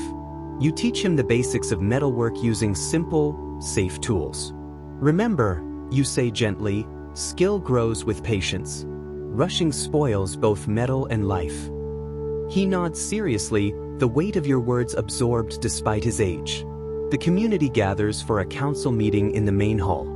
News arrives of shifting politics in England, disputes among Norman lords, occasional skirmishes along borders, and rumors of some exiles seeking to return from Scotland. The elders discuss the implications quietly, weighing loyalty, opportunity, and risk. Some see hope in strategic alliances. Others caution that Norman oversight remains firm. You contribute cautiously, mindful of your experience both south and north, emphasizing adaptation and prudence. Winter arrives with biting cold. Snow covers the hills, and the forge becomes central not only for work but for social gatherings. Families gather to exchange news, share food, and tell stories. You recount your travels south, describing the blended culture of Norman England and your son's village. The young listen raptly, absorbing the lessons of resilience and continuity. In early spring, traders bring news of a famine in a nearby English district. You and other elders discuss the possibility of sending aid or advising friends and family. Decisions are cautious, balancing resources against the moral imperative to help. This reminds you that life is a constant negotiation between survival, responsibility, and values handed down across generations. Your son writes of successes and challenges in England, trade flourishing in some villages, while others still recover slowly. He describes how English and Norman children grow together, how festivals incorporate both cultures, and how blacksmithing techniques are merging. You realize this hybrid culture is not a threat to Saxon identity but its evolution, adapting to new circumstances while preserving core elements. By midsummer, your grandson has grown noticeably. His curiosity about both the Scottish hills and the English stories you tell him demonstrates a blending of experiences. He asks questions about the forge, about England, and about the journey south. Your wife smiles at his persistence, her mind tracing the future she hopes for him. a life informed by the past but not bound by it. One day, a messenger arrives from the south, carrying a letter from your son. He writes that local lords are holding discussions about further resettlement, creating opportunities for skilled Saxon artisans to reclaim influence. Your son urges caution but notes that English traditions remain alive even under Norman oversight. He also sends small tokens for your grandson: a carved wooden toy, a piece of cloth with a Norman pattern, and seeds for planting, symbolizing continuity and growth. The settlement prepares for another festival, celebrating the successful harvest. Crafts, music, and storytelling fill the day. You work the forge, repairing tools and creating ornamental pieces for the occasion. The apprentice assists confidently, demonstrating skills you imparted. Children play games passed down for generations while also learning new ones from stories of Norman England. Evening falls, and you walk to the hill overlooking the settlement. Fires glow across the valley, smoke curling toward the stars. Your wife joins you, and together you watch the patterns of life that persist despite the upheavals of history. "We've done well," she says quietly, "even if we carry scars." You nod, recognizing that survival is itself a triumph, that continuity of culture and family matters as much as the outcome of battles or political power. As the first frost appears on the hills, letters arrive from England more frequently. Your son writes of civic disputes, artisan guilds forming, and the gradual acceptance of English practices among Norman authorities. He notes that children in the village now speak both tongues fluently, a natural result of blended upbringing. You reflect on the lesson. Influence flows both ways. Even conquerors adapt to the land and people they govern. Your grandson now imitates your movements at the forge, hammering gently on a small piece of iron, learning rhythm and precision. You correct his grip, guiding him carefully, recognizing that the smallest lessons lay the foundation for the future. In him, you see the continuity of skill, culture, and resilience stretching across borders and generations. By late summer, your thoughts turn increasingly toward planning for visits south. You discuss timing with your wife, considering roads, weather, and the well-being of your daughter's household. It is not urgency but intention that guides you to maintain bonds, observe change, and ensure the lessons of survival and adaptation continue to pass from generation to generation. The settlement thrives quietly, balancing Scottish traditions with the influence of England just over the border. Life is not perfect, nor fully secure, but it is meaningful. You witness a slow flowering of culture, crafts blended, children learning dual languages, festivals mixing old and new. It is proof that resilience endures, that identity persists not through rigidity but through adaptation and care. Autumn approaches again. The settlement hums with preparation for the coming winter. Smoke rises from chimneys, and children gather around fires listening to stories of exile, conquest, and survival. Your grandson now follows you everywhere, absorbing lessons from the forge, the fields, and your tales. You watch him, marveling at how much he learns without realizing it, how the past is being passed down quietly through hands, words, and example. A traveler arrives from southern England with news. Disputes among Norman lords continue, but English settlements are stabilizing. Skilled artisans like your son are increasingly valued. Some Saxon villages even hold minor self-governing councils under Norman oversight, blending local traditions with imposed structures. You share the news at the council, sparking discussion about what adaptation and negotiation look like in practice. Winter snow arrives. The forge keeps the settlement alive, both literally and socially. People gather to warm themselves and share news. You teach the apprentice advanced smithing techniques, including decorative work your son mastered in England. Children watch, wide-eyed, learning that craft and culture can endure even under disruption. Your grandson hammers gently under your guidance, learning rhythm, patience, and focus. Letters from your son arrive more frequently, describing progress in his village. English festivals continue alongside Norman feast days, children grow bilingual, and a new sense of community emerges despite lingering tensions. He writes of small victories, repaired bridges, flourishing markets, and even a minor rebellion that was peacefully resolved. The persistence of English customs amid conquest gives you hope for the long-term endurance of culture. Spring arrives, softening the hills and valleys. Fields are prepared for planting. You take time to teach your grandson about sowing and care for crops, emphasizing rhythm, patience, and respect for the land. Your wife tends the garden, sharing her knowledge of herbs, remedies, and nutrition. Together, you ensure that the next generation carries both practical skills and cultural memory. A Scottish merchant visits with news of trade opportunities with England. This brings excitement and cautious optimism. Barter and exchange flourish, linking distant communities and creating interdependencies that help stabilize life. You consider the possibilities for your son and daughter, realizing that survival requires flexibility and connection, not isolation. Midsummer, and the settlement celebrates harvest with music, food, and storytelling. The blacksmithing guild, apprentices, and families gather together. You work alongside your son's apprentice from afar, communicating via letters and messages carried by traders. Crafts blend Saxon and Norman techniques, producing items both functional and ornamental. The fusion of cultures is tangible in every object shaped by hands that honor tradition while embracing innovation. One evening, your grandson asks about England again. You describe your journey, the villages, your son's home, and the ways English and Norman practices are merging. His small face reflects curiosity and wonder. "Will I see it?" he asks. You nod. "Someday." It's a land both familiar and new, shaped by what was lost and what we build in its place. The settlement thrives quietly, balancing Scottish customs with influences from across the border. Discussions at council meetings emphasize diplomacy, cautious trade, and shared knowledge. Young adults now participate actively, learning from elders but also shaping the community for the future. It is a time of quiet growth, building resilience through stability and cooperation. As summer wanes, letters from England detail preparation for another harvest.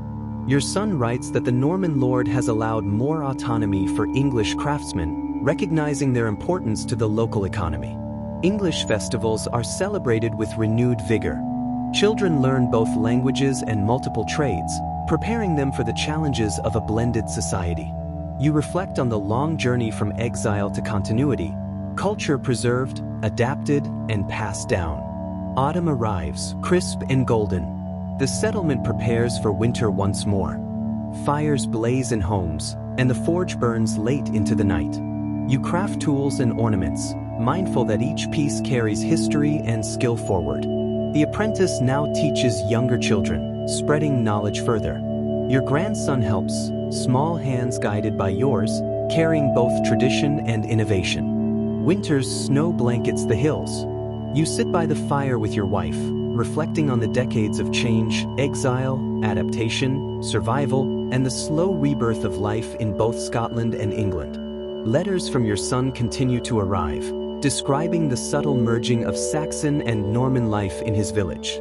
The blending of cultures, languages, and practices demonstrates that resilience and continuity are possible even after profound disruption. The year closes with quiet celebration. Families gather, sharing stories, food, and laughter.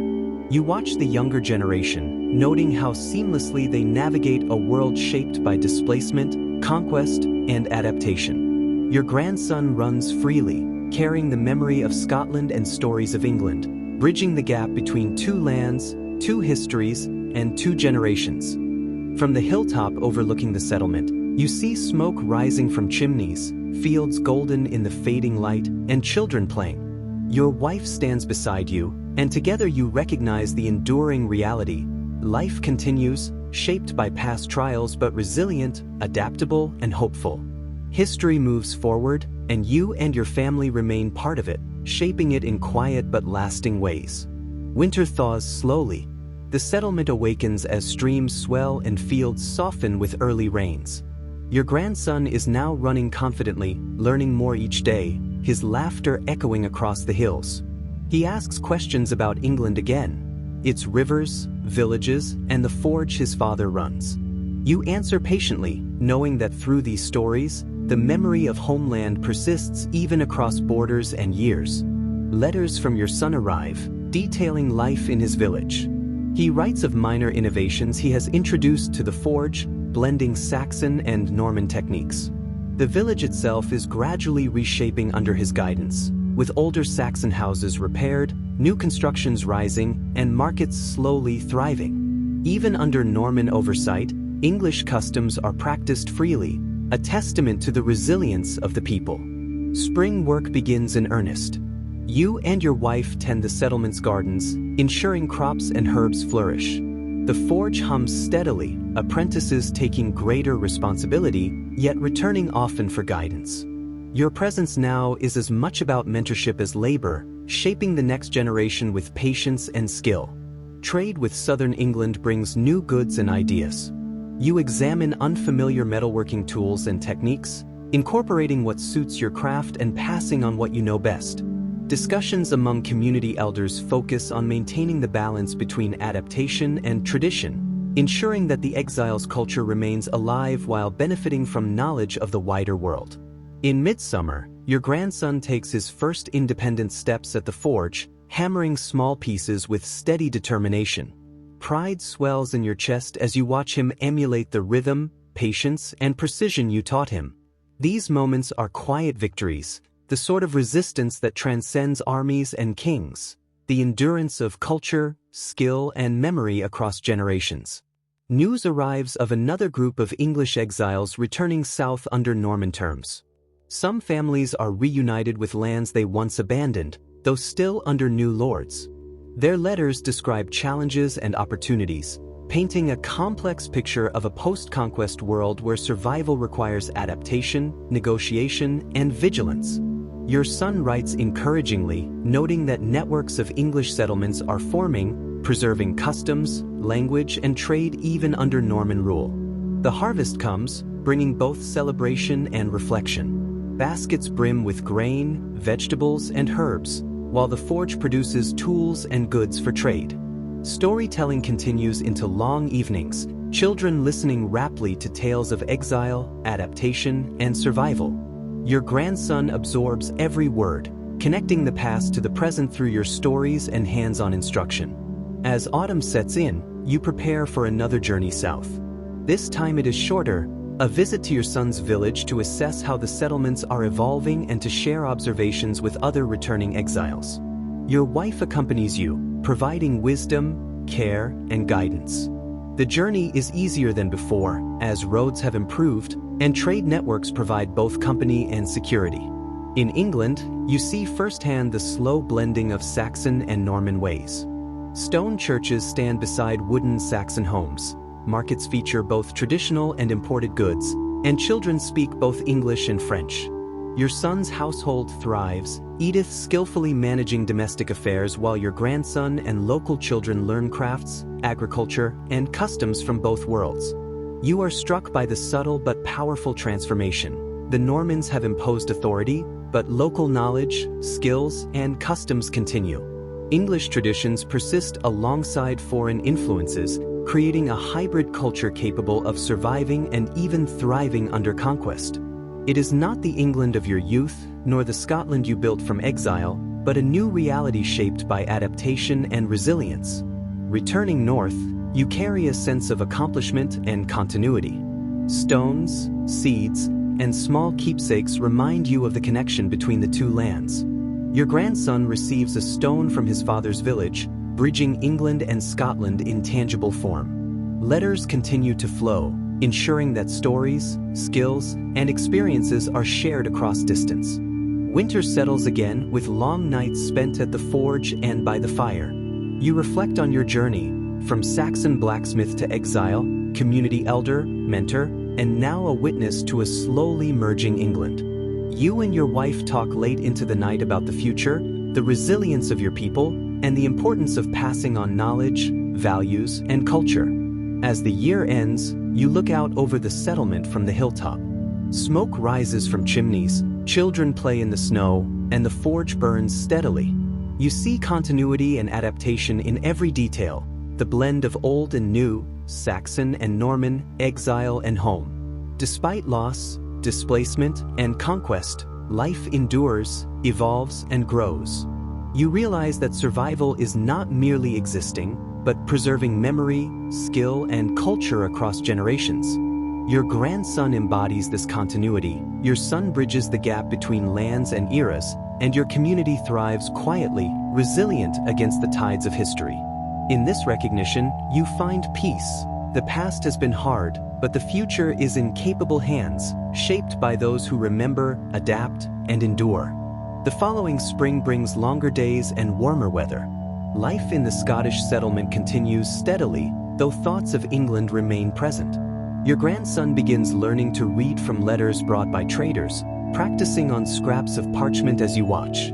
Stories of your son's life in England accompany the lessons, teaching history, language, and resilience simultaneously. The forge hums with renewed activity. Apprentices now handle nearly all the routine work, while you focus on guidance and crafting items requiring special skill. Your hands are no longer as steady as they once were, but your knowledge and experience shape every apprentice's work. You see in their careful movements a continuation of Saxon craft and tradition. One morning, a trader arrives with news of unrest in Normandy. Rivalries between lords are causing tensions along the southern English border, and some English villages face new burdens under changing leadership. Your son's letters reflect cautious optimism. Local lords still seek skilled English craftsmen to stabilize their communities. Despite political uncertainty, a slow process of rebuilding and blending continues. As summer arrives, your grandson's curiosity grows. He asks about the old Saxon ways, the harrying, and life before exile. You recount the stories with careful attention, emphasizing both the suffering endured and the lessons learned. Your wife adds practical instruction about local flora, remedies, and household skills. The young boy absorbs everything, bridging the memory of exile with the present life in Scotland. Trade between settlements strengthens. Artisans, blacksmiths, and farmers exchange goods, techniques, and news. English exiles returning south share knowledge about evolving Norman governance, markets, and opportunities. You advise your community on which practices to adopt and which to preserve, fostering resilience while maintaining identity. Autumn approaches, and your son writes of a festival being planned in his village. He invites you and your wife to attend next year, promising to show the blended English-Norman culture firsthand. Your wife smiles, imagining the reunion and the cultural exchanges, but you both acknowledge that such a journey requires careful preparation. Winter settles over the Scottish hills. Fires burn long into the evening as stories and skills are passed down. Your grandson hammers small pieces at a mini anvil you gifted him, learning patience and precision. You reflect on how exile forced adaptation, yet also created opportunities for knowledge to flourish in unexpected ways. A new generation begins to take form. Your grandson, apprentices, and village children embody continuity and change.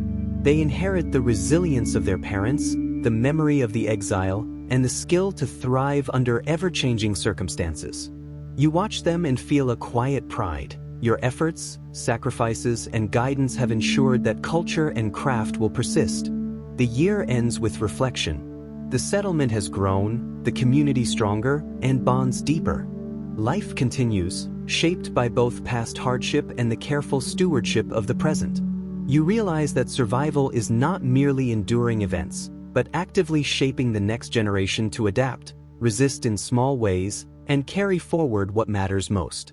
Even in exile, in a land far from home, you see the enduring legacy of Saxon culture, language, craft, memory, and family, preserved through care, teaching, and quiet determination. Spring returns with a gentler touch, melting the snow and reviving fields and streams. Your grandson grows taller and stronger, now walking confidently and attempting his first words in both English and the phrases he overhears from traders. You and your wife marvel at his quick mind, realizing that he will inherit a world shaped by both exile and homegrown community. Your forge becomes a center of learning. More apprentices arrive from nearby villages, eager to acquire Saxon smithing techniques. You teach them both skill and history, showing how each strike of the hammer carries tradition forward.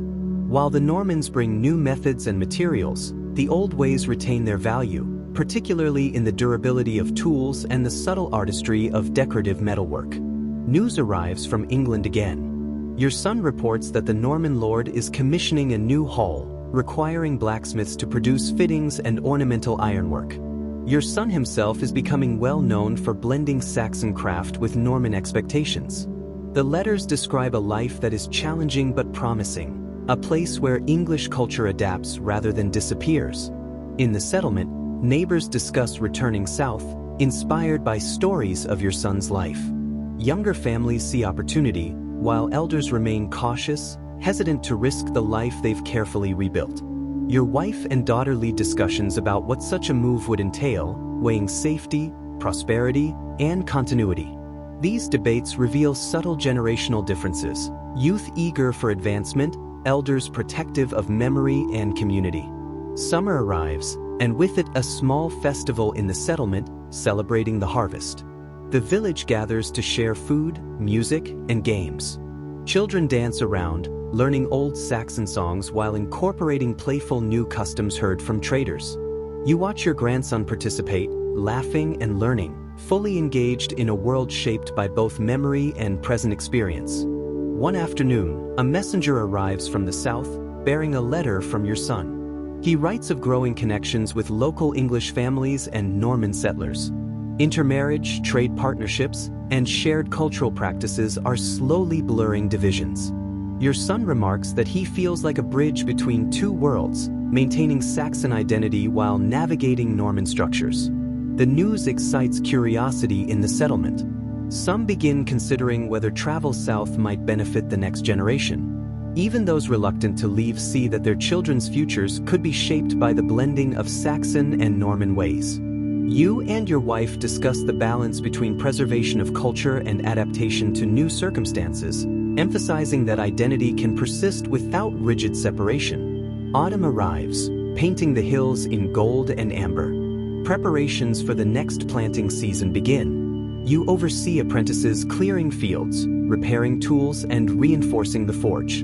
Your wife organizes seed storage and lessons in household management for young mothers in the village. Life is purposeful, steady, and communal, built on years of resilience and careful planning. Late one evening, you stand outside your home, gazing at the stars. You think of your son in England, of the lives being forged in both lands, and of your grandson, who will inherit a blended legacy. Your wife joins you, and in shared silence, you acknowledge the strange, enduring truth. Displacement altered everything, yet through perseverance, memory, and skill, a continuous thread of Saxon culture survives. Winter approaches, and with it, the harsh reminder of survival's demands. Fires burn bright, families gather close, and apprentices continue to learn, laugh, and work.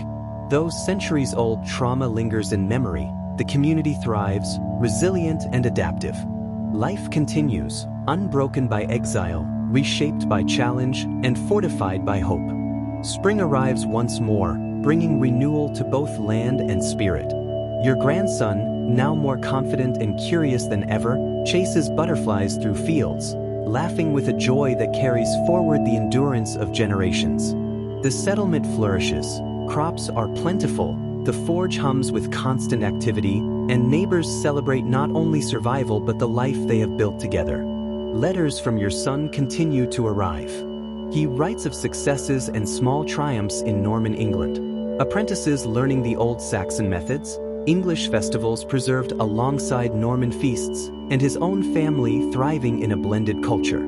Each letter reminds you that, despite distance, Saxon identity persists and evolves. One warm morning, your son's messenger arrives with news. A local council of villagers, both Saxon and Norman, requests your guidance. They seek wisdom from someone who has witnessed life in both exile and home. It is a recognition of your experience, a symbolic passing of knowledge across borders. You and your wife journey briefly to advise, offering lessons on reconciliation, adaptation, and preserving cultural memory. The settlement sees new apprentices and neighbors, some traveling from England to Scotland, eager to learn and share experiences. Exchange of knowledge accelerates the blending of cultures. Your grandson listens intently to stories of both lands, already learning that identity is not erased by conquest, but enriched by survival and adaptation. Late summer, your son writes again, inviting you to England to celebrate the harvest together. You and your wife make the journey south, older but resolute. Riding familiar roads, you notice how landscapes once scarred by harrying now hum with recovery. Villages rebuilt, fields cultivated, and churches restored reflect both the endurance of English ways and the lasting imprint of Norman rule. Reuniting with your son, his wife Edith, and your grandson Alfred, you experience a profound moment of continuity. Generations connected. The grandfather who endured exile, the father who adapted Saxon craft to a new order, and the grandson who embodies a blended future. Together, you witness children playing games that are neither wholly Saxon nor Norman, but a joyful synthesis of both. At the forge, you work alongside your son one final time, passing on knowledge and technique. Sparks fly from the hammer as metal bends and shapes under your hands, echoing centuries of tradition. You realize that each strike carries the story of your people, resilience, adaptation, and survival. Evenings are spent in conversation and reflection. Stories are shared of exile, loss, and renewal. Your wife points out subtle victories, the persistence of English language, festivals, and crafts, quietly thriving beneath layers of change. You see it in your grandson, who questions, learns, and grows in both worlds. Autumn comes, and it is time to return to Scotland. You gather small tokens once again. A stone from the northern hills, seeds for planting, and keepsakes that link the two homes. The journey north is contemplative. You understand fully now that displacement was not an end but a transformation. Life stretches across borders, bound by memory and action, not merely by soil. Upon returning, the settlement greets you warmly. Your presence, now enriched with experiences from England, strengthens the community. You share tales of adaptation, demonstrating that survival does not require surrender and that culture endures through care, not force. Your grandson watches, absorbing the wisdom passed down. Winter settles gently over the settlement. Fires burn warm, and the community thrives. You and your wife sit together, observing the younger generation carrying forward what was built through hardship. The forge continues to ring out its steady rhythm, a heartbeat of continuity. Outside, the Scottish landscape stretches quiet and enduring, much like the Saxon spirit you have nurtured through decades of upheaval. You reflect. The Norman Conquest changed everything, but it could not extinguish what is essential. Through exile, adaptation, and return, your family and community have preserved identity, skills, and memory. The past is honored, the present is lived, and the future, your grandson's future, is bright and intertwined with the lessons of both lands. As night falls, you and your wife sit beside the fire, hands clasped. The settlement sleeps, and somewhere south, your son and grandson rest as well.